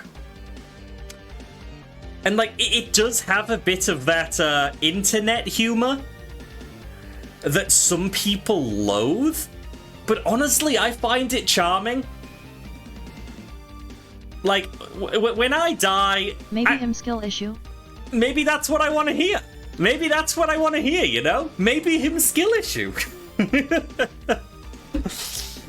Like, I want to fire off slutty rockets. Why are they called that? I don't know. Is Grey Cloud It's a little funny. And said, Chat, I'm locking in. Nom. Locking in? Thank you for the biddies, Taze. Really appreciate it. Yeah, it's just great. It's just great. And in what other game can you play as a skeleton on a skateboard with sunglasses? His name is Calcium. I love him. I love him. Oh, yeah, no, the soundtrack's great. The soundtrack's great as well. I love it. Yeah, not even Tony Hawk's Pro Skater lets you be a skeleton on a skateboard with sunglasses. True. True. So yeah, thank you again to Fury for gifting this to me. The fact that it was a gift did not play into the decision, but it does mean that I get to put this in my list. It's so good. It's so good. And away it goes. Actually, come to think of it, if I hadn't been gifted it, it was a demo I played, so it might have still been mentioned as part of the, hey, the game is out, but I haven't got it yet. So Megabonk was probably destined for this list. I think it would have overtaken Labyrinth. Anyway, just as the time disappears, so does the joy. This was just the best thing I thought of for the best one-off, but it's in this category instead of the last one.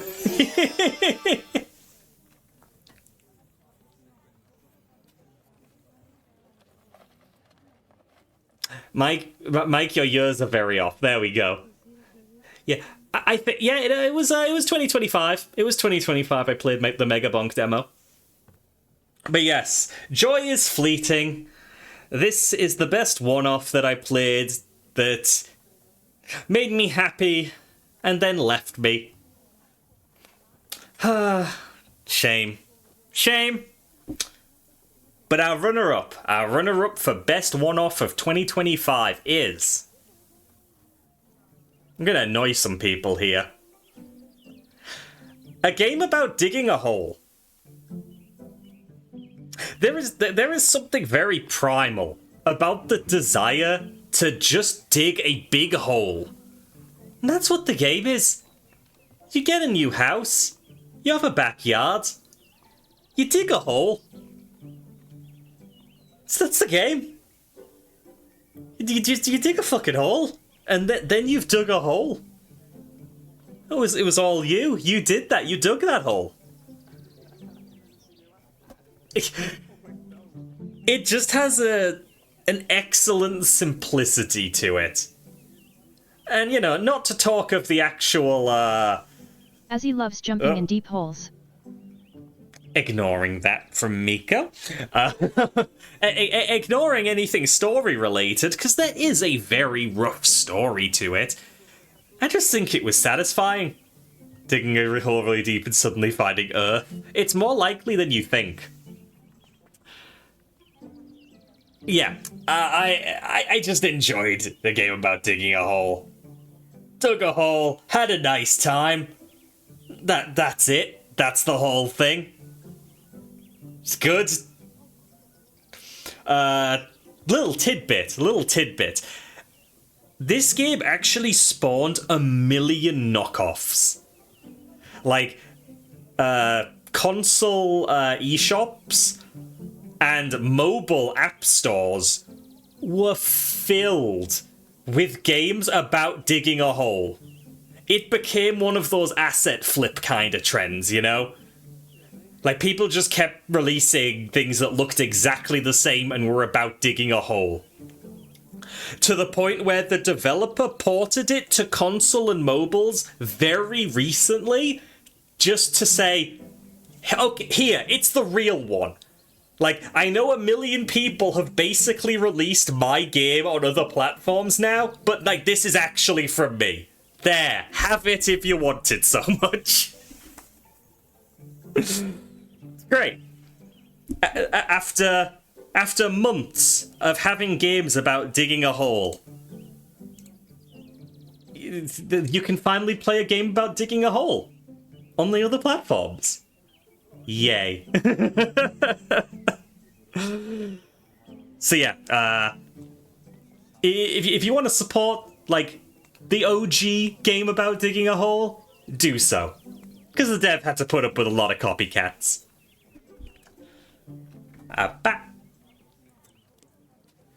But there is a one-off I enjoyed even more this year. One that went a lot harder than I expected it to.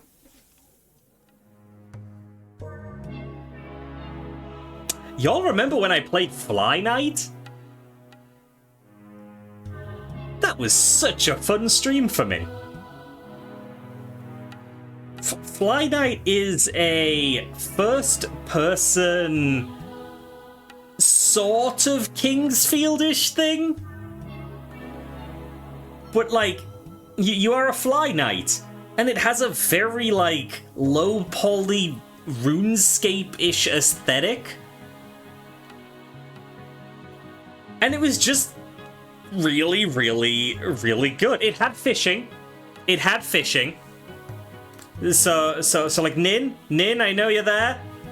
Well, no, it has fishing. You've played it already. Yeah, I don't feel like this game did anything wrong. It just was a solid game, start to finish. And then it ended. And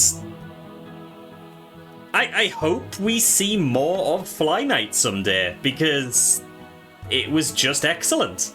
It was just excellent. It was chill. It was chill. I would be very happy to play something else like this. And yeah, fishing. Fishing. It's good. It's good. I recommend Fly Night. I really do. But Fly Night's a very lonely game. And not every game has to be lonely. Our next award is the 3 Isn't a Crowd award. Because sometimes 3 isn't a crowd, actually. Sometimes 3 is the player count you want. Sometimes you want to play a little multiplayer thing. Fly Night's co-op? I didn't actually know it had co-op. Or at least I didn't remember that it did. Huh. Anyway, this is the multiplayer award for a game I knew had multiplayer. Now, I've made it no secret that I am not the biggest multiplayer gamer. I see strangers in a video game, and I Alt F4 because I am scared and anxious. So, the games that were up for the multiplayer award are very small scale. These are games that I've booted up with a couple of friends, and I've just had a nice time with them. So the runner-up for my favourite multiplayer game of the year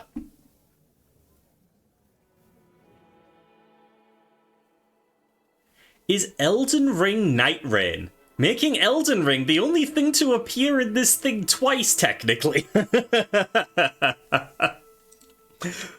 Just be more Elden Ring and you end up on the list. So, when I first heard Elden Ring Night Rain's deal, I wasn't impressed. It's like, what? They're announcing a new Elden Ring? What the heck is going on? Like, well, what? I guess I'm excited. And then they were like, oh well, yeah, it's a multiplayer like only game. So, well, I don't want that. I don't care about that.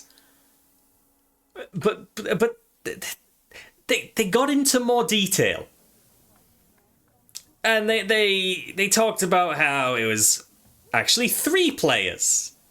And it's like, okay, three's a good group. Okay, I can get 3 people together. It's like, and it's all PvE. There's no PvP. It's like, okay, I like that. And it's a battle royale. It's like, like what? It's like, yeah, you dropped into a map and you've got to gather equipment to fight bosses. It's like, what the heck is going on? Anyway, I got it. I I just trusted in FromSoft, and I'm glad I did. Night Rain is just a fresh way to play the formula I already love. From the Souls games, from Elden Ring itself. Oh, Grilson, you're unfamiliar. Yeah, so you and 2 friends pick predefined character classes. You have the Guardian, who is, like, the more tank-coded one. You have the Wilder, who is, like, the all-rounder. The, Longshot, who... Is it Longshot? No. Eye. Eye is the archer. And yeah, you drop in together. You run around to different locations around the map, gathering equipment. And at the end of each day, you fight a boss. Once you've finished Night 2, you're put up against the Night Lord, the big boss. And that's the culmination of all of your gathering. If you win and get rewarded. If you lose, you'll get a little something for your time. But it's very satisfying. The only thing that pushed this to number 2, honestly, is that it isn't really my vibe all the time. There is a lot to think about, a lot of looking at the map and prioritizing very quickly, so I can get rather overwhelmed if I'm not in the right headspace. And I played this with Scribble and Bryn, they could both attest. I sometimes just had to call it after one session. We do one run, win or lose, and I'm like, yeah, I'm not in the right space for this. And that's the only thing I really have against it, and that's just a me problem. I think if I really committed and got used to it more, adapted to what it needs from me, I could get used to it and play much more. And I do want to play more. It just got a new DLC, I do want to play that at some point.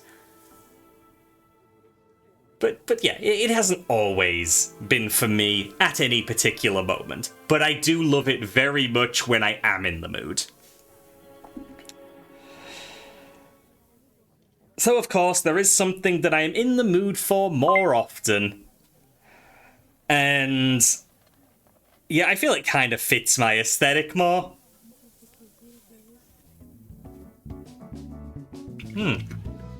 Thank you for the sippy, Draysand. It's Peak. Nom. Nom. Yeah, I was umming and ahhing about Elden Ring Night Rain versus Peak when picking these awards. Nothing else was really coming close. But it was that Elden Ring Night Rain hiccup. The fact that sometimes it's overwhelming. That is what decided the order of these awards. Peak is chill. It's chill and fun, has its wacky moments, has its zany moments. The characters are really expressive. The goddamn... Why am I forgetting the words? Like, the spatial audio. The spatial audio. Like, hearing your friends yelling off in the distance adds the same, like, hilarity that Lethal Company has. Yeah, the proximity, that's the one. The proximity-based audio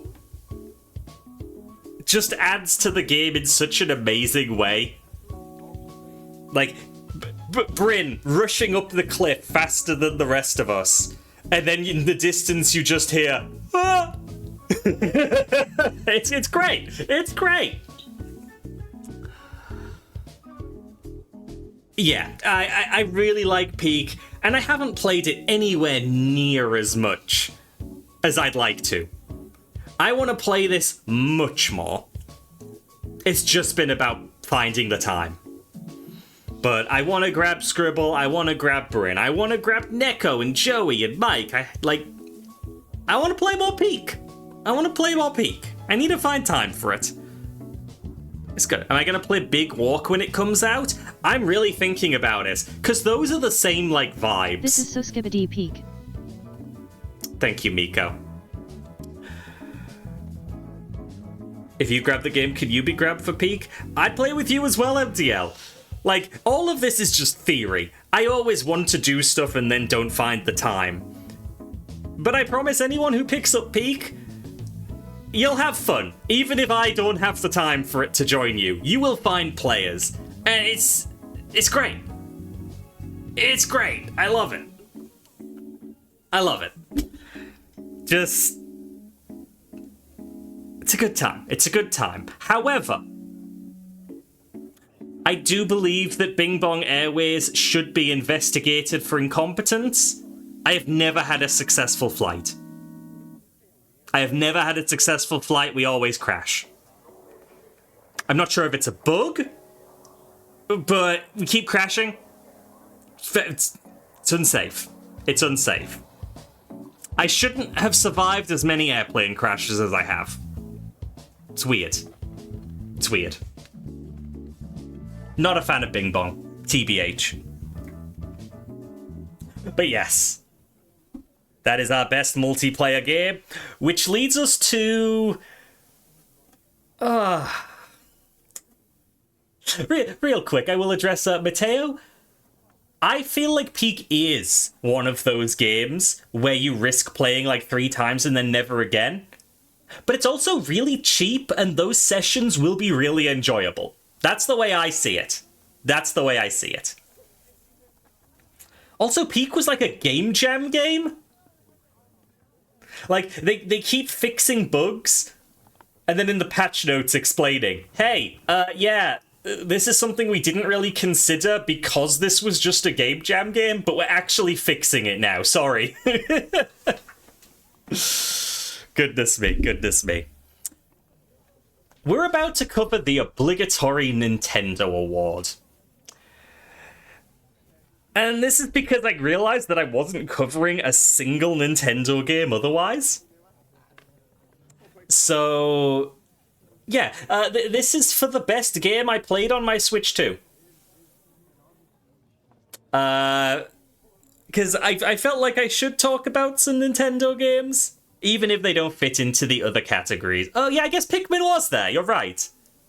But this is in the 2025 category. There, that's my excuse. I'm safe. This runner-up might get me in trouble.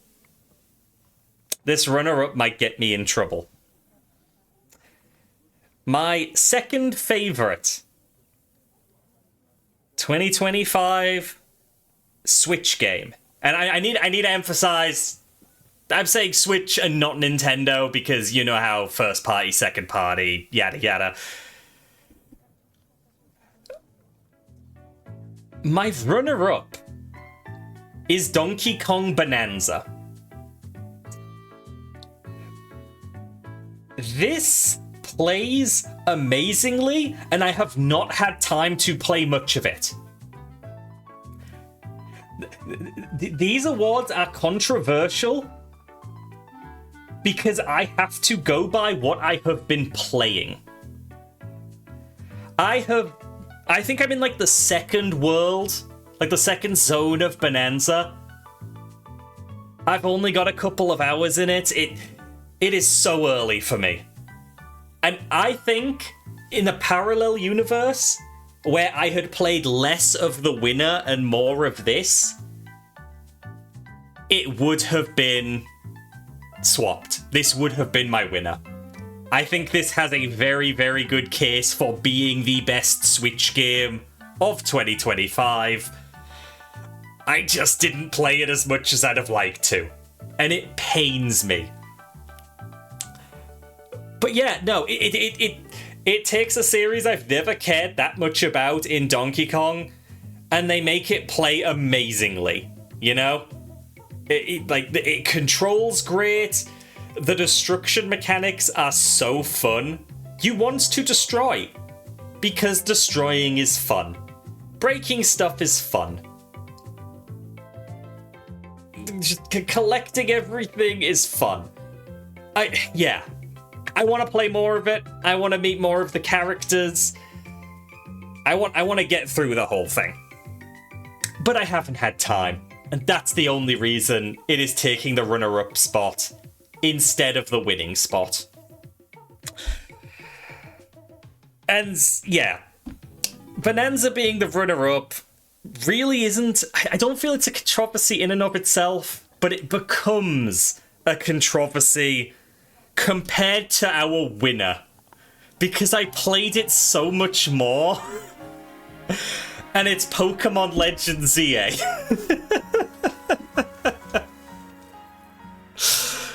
This game gets shit on so much, but I really like it. I couldn't find the time for Bonanza, but I played this start to finish and loved it.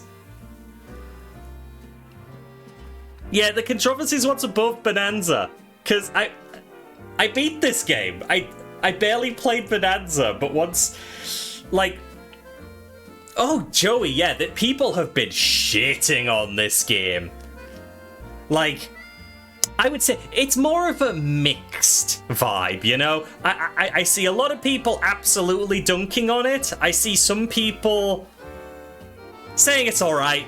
Some people saying, I love this part, but the rest is shit. So for me, I think this is a mixed bag compared to Legends Arceus. The previous Legends game was, still is, one of my favourite Pokemon games of all time. And there are things in this game that are better, and there are things that are worse.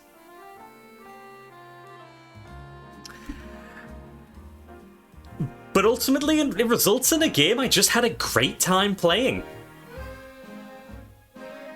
I preferred the catching mechanics, like the depth of the catching mechanics, more in Legends Arceus. But I enjoy the battle system more in ZA. ZA has finally given me, like, the real-time Pokemon battle system that I didn't know I wanted. Like, I was never one of those people to be like, Pokemon needs a real-time battle system and that will make it good. I was never one of those people. I was someone who just played Pokemon for catching the cute critters and didn't care about the battles. But the battles in this are fun. I like them. Let's see you bunny hop your way out of my belly. Oh, bye, Jag. Nom. Like, this is the first Pokemon game in which I have enjoyed non-offensive moves. Do you know how many times I've had a Pokemon with Protect?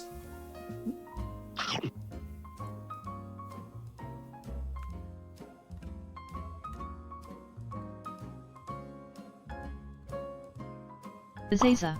That came across as rhetorical because of the pause. Yeah, there was no game where I felt the need to have a Pokemon with Protect, or most status-causing moves, or anything that alters stats. But with the battle system of ZA, I find myself using them, especially Protect. Protect is so useful in this battle system, I love it. And you know, maybe I didn't like the old battle system because I never used any of this. But I also never felt incentivized to, whereas with this one I did. And yeah, just... I do feel like Arceus had a better map. It sort of had a Monster Hunter style, like, zoned map. Whereas ZA is in one city. It's just in a, like, more in-depth version, an expanded version of Lumio City from Gen 6. I don't like that very much. I don't like that very much, compared to the open world of Legends Arceus. But I also really loved Lumio City in Gen 6. So it's not all that bad for me. I love the music, it's chill. And basically every song in the soundtrack is a permutation of the Lumio City theme. I liked it. I liked it. And like, at first, I was a little bit iffy about the wild zones. Because of course, Legends Arceus, there are Pokemon everywhere. Like, you are colonizing this place that's full of Pokemon, there are Pokemon everywhere.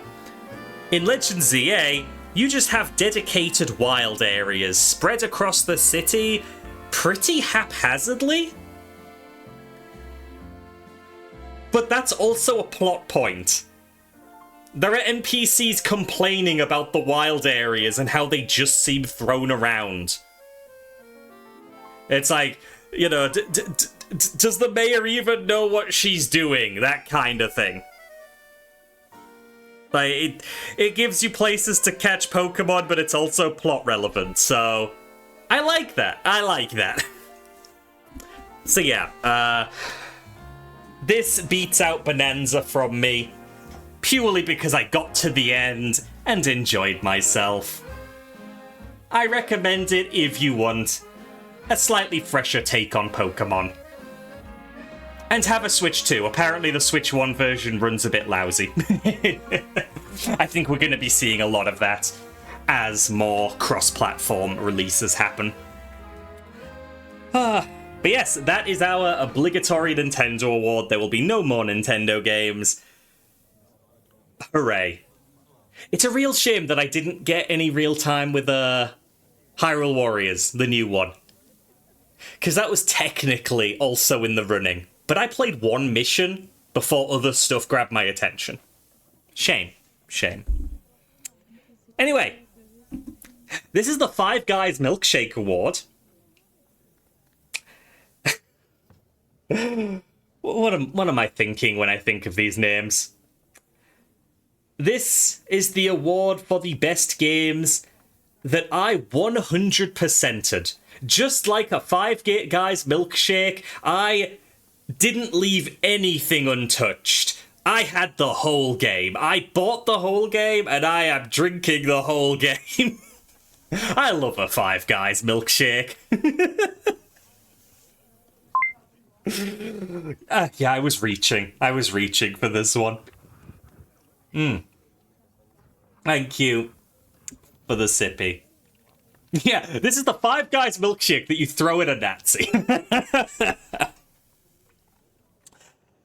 Goodness me. And the majority of you won't have heard of our runner-up. But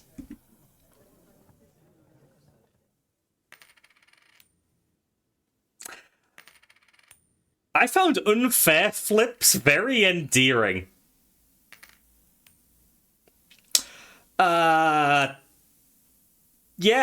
this is a game about flipping a coin. The objective is to get a heads 10 times in a row. When you flip a coin, you get paid the value of the coin. You use the money you accumulate from your successful flips to upgrade your coin and make it more likely to land on heads. The game ends when you successfully flip heads 10 times in a row. That's the game. That's the whole game. Except, when you finish, there is only a small percentage chance that getting a heads is actually getting a heads. And other things can happen to the coin, so you get a different ending. And so there's an achievement for getting each ending. Which means that I was replaying this entire game over and over again, trying to get the last ending, because it is pure RNG. It is a game that, technically speaking, can never end. Like, statistically, surely you'll eventually get 10 heads in a row. But you could also not. You could also not. I just find it endearing. How many endings? I think there's like 4 or 5 endings. So many negative reviews clearly don't understand probability. Yeah, right? Like, it's even... Like, because as you flip, there are little extra messages. And it does point out that humans have a weird relationship with probability. And they will try to game the system in some way. They will try to find patterns where there are no patterns. It is a game that tells you the odds, and those are the odds, and that's it. There are no tricks. You just wait. You just wait to actually get those 10 heads in a row. And that's it. That's the game. I just found it endearing and worth talking about. It is not full of exciting gameplay. It is full of clicking a button to make a coin flip. That's it. That's it. Congratulations, Unfair Flips, for being something I 100%ed. And for the record, the one that I had to repeat, like the ending that I had to repeat the game over and over and over again to get, was also the most commonly achieved ending. Because that's how odds work. you can just not get the most common ending. The most likely ending. I had to do like 4 or 5 extra playthroughs to get the most common one after getting all of the others. Goodness me, goodness me. But my favourite game that I 100%ed was...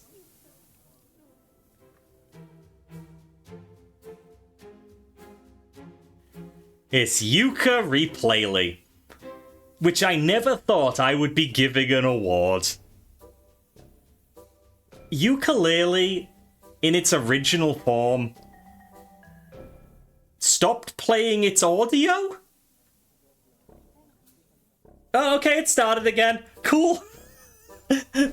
Thanks. Appreciate it. Yeah, in its original form, Yooka-Laylee was flawed. Had a lot of rough edges. Didn't hold my attention. But this one did. This is a fresh coat of paint and a redesign of many, many elements of the original that pays off in big ways. They just took a game that didn't do very well and just went, here you go, it's better now. And it is. It is. I did everything on stream, and then as soon as that stream was over, I had some food, I was playing it again.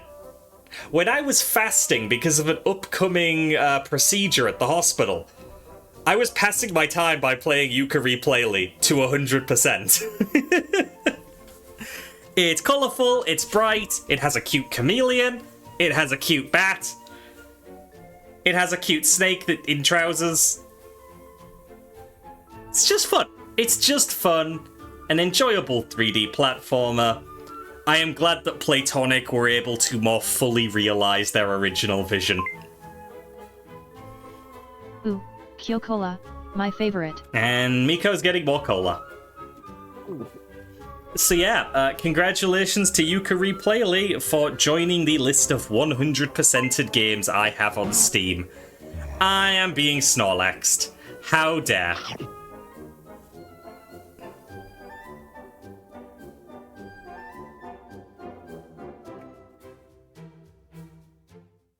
Out there.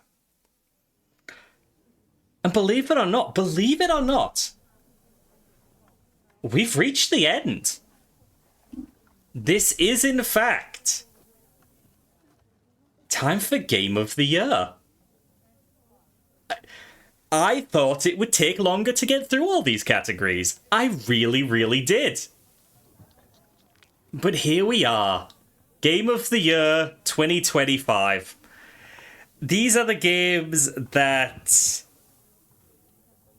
I just enjoyed the most. The absolute most. And these shocked even me. Like, when I was looking through all the games I played, it shocked me as to what was, like, coming out on top. But our runner-up for Game of the Year,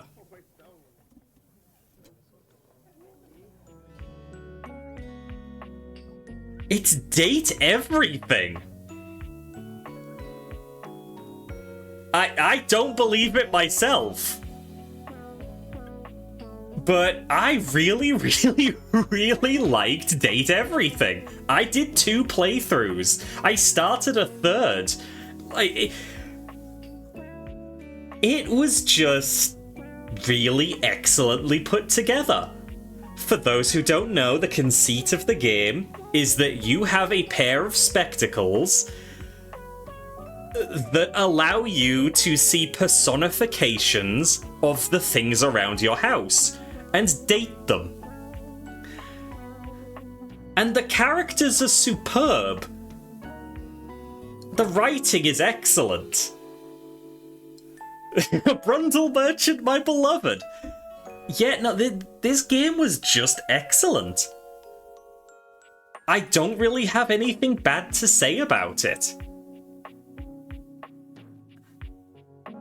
I didn't think I'd ever be putting a dating game this high up a list. Like, visual novels and the like usually bounce right off me. I'll start them and then go, okay, oh, thank you, Cello, I know my red shirt's fantastic. Yeah, whether it's Friar Errol, the air fryer, Scandelabra, the candlestick, just goddamn Koa the couch. All the characters are so good. All the characters are so good. And I loved the time I got to spend with them. Wallace, the wall. Who only says wall? I love him. I love him. Yeah, I've thoroughly enjoyed my time with Date Everything. Even my own self-doubt's a dick. Doug is a dick, but there's always layers to every character. There's always layers, and I love peeling back those layers and really getting to know these characters. Who'd have thought I could enjoy talking to my dishes? That I could have a nice time with my detergent. It's good. It's just good. If you are at all interested in dating sims, even a tiny bit, there's like 100 objects in this game. 100 characters. It's great. It's great. Yeah. I'm gonna end up picking this up again eventually. I've done a regular ending, I've done an all-hate ending, I've started an all-love ending. And I want to finish that, because it deserves it. It deserves it. Exquisite writing from Sassy Chap and co. It's great. It's great. But that leads to our winner. It almost hurts me to have to declare this a winner. Like, it's a meme at this point. It really is a meme at this point. I'm so sorry, but when I looked at the list, look, it's exquisite. It is one of the best RPGs I've ever played.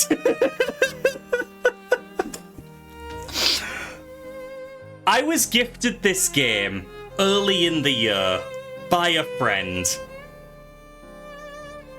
And it wasn't until after the Game Awards that I started actually playing it myself.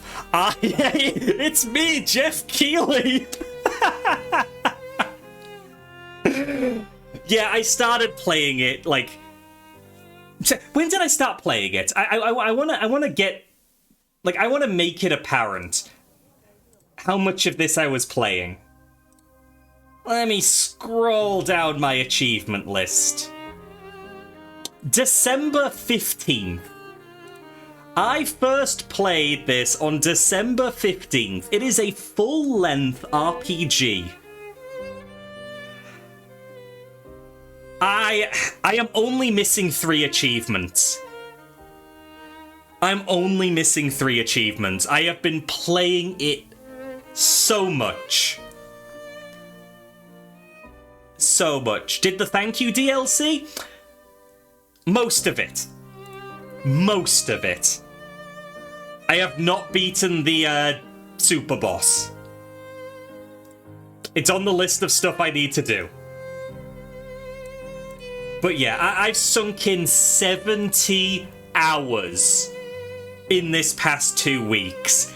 Because I wanted to make sure I had actually gotten through the whole thing before I did my awards.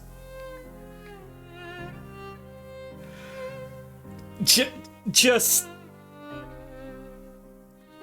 Stepping back. This is an RPG set in a very French setting. And from the get-go, starting in this little settlement under a distorted Eiffel Tower, from the moment I started, I was intrigued. And it carried that intrigue the entire way. All the way through, I never stopped being curious about the setting, about the characters. Like, everything had me hooked. And like, I wasn't, like, when this won 1 million Game Awards, I was purposely looking away from the screen so that I wouldn't see, like, trailer content. Because I don't tend to watch game trailers or anything. I went as blind as I could into this. And yeah, it had me from the get-go. It has mechanisms reminiscent of my favorite Final Fantasy. Like, gameplay stuff, like the ability system, is basically ripped from Final Fantasy IX. Which I adore. Yeah, and the story kicked my ass in 1 million ways and 1 million times throughout. The soundtrack is exquisite. And, like, it's not on sale right now. It is £16.75 for the soundtrack on Steam or Bandcamp. And, I usually buy my soundtracks on discount, but I've been tempted. I've been really tempted to get this one. Because it's perfect. Anyone who's heard Monoko, by the way, the song Monoko, what a bop. What a fucking bop. Like, that's amazing. That's amazing. And it's 154 tracks, I think. 154. And it's all composed by one person. One person composed this entire soundtrack full of so many genres. So many. And it's all perfect. It is exquisite. And then they released more content after release. With more songs by the same person. And yeah, they found this composer on SoundCloud.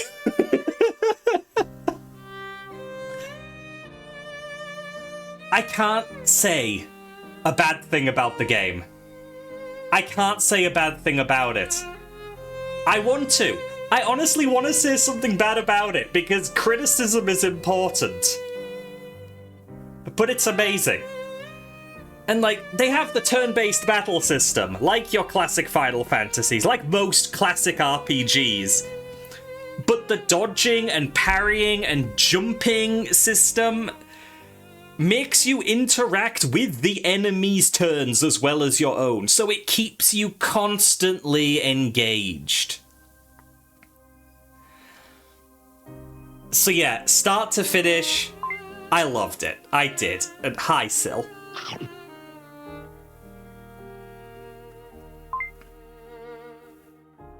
That's what you get for making me read puns. Nom. Yeah, not enough baguettes, and yet baguettes are mentioned and included. God, Danny is getting wrecked today. So yeah, I would have loved to buck the trend. I would have loved to not play into the meme of Claire Obscure Expedition 33 wins everything. But I can't deny how I feel about it, you know? I can't pretend I wasn't enraptured. I can't pretend that I didn't care about the characters.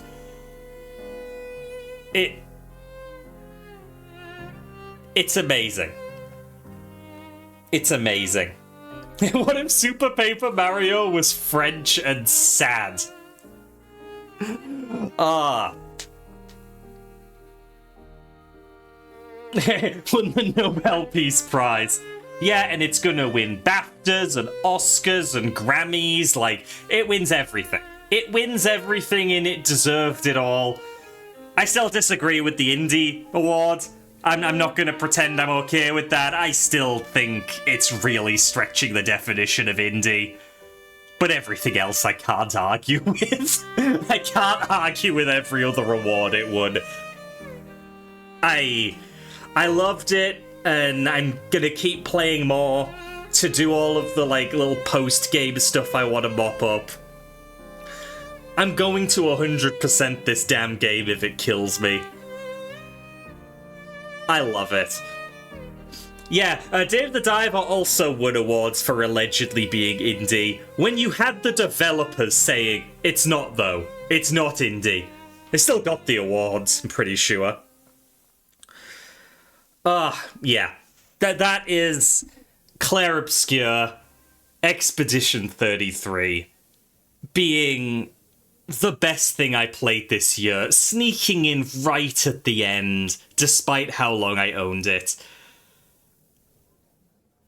If you can at all, shout out to Expedition 60 for real though. No, I will not elaborate, but yeah, shout out to Expedition 60.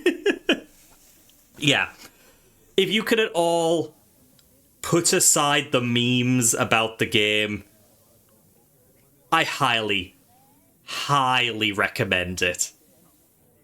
It's exquisite. It's exquisite. Just, so good. That is the end of our show. We do, of course, though, have one more thing. So what's going to happen here is... Damn it, Scribble. What's going to happen here is I'm going to go to our credits. I'm going to thank everybody who needs thanking, and I'm going to look up a raid target. But while I'm looking up that raid target, I'm going to do just one more thing. So don't be turned away by the credits. You will want to see the channel trailer for 2026. Thank you for the sippy rack. So, thank you to my moderators for tuning in and helping out today. Thank you to my 3 new followers. Thank you to Dyer, Dr. Otterface, Harry, Cello, Joey, Becky, Mateo, Neko, Nin, Scribble, and Silent for all of the amazing gift subs to all of these lovely people. That was too long of a sentence for me without taking a breath. It's like, look how many people got gift subs. Look, that's so many. Thank you all so much. What the heck? 60 gift subs. Thank you to King and Kyo. King and Kyo. That sounds almost like King and Co. For the resubs. Thank you to Taze for 2,600 bits. Amazing. And thank you, Neko, for the raid. I'll be back tomorrow to play more of the post-game of Kirby and the Forgotten Land. Post-game / Star-Crossed World content. We'll see what happens. We'll see what happens. I'm going to look for a raid target. Wow, there are not many people streaming today. That's fine, that's fine. While I queue up a raid for us, please enjoy the AzzyDerg channel trailer for 2026. Please work. Edge.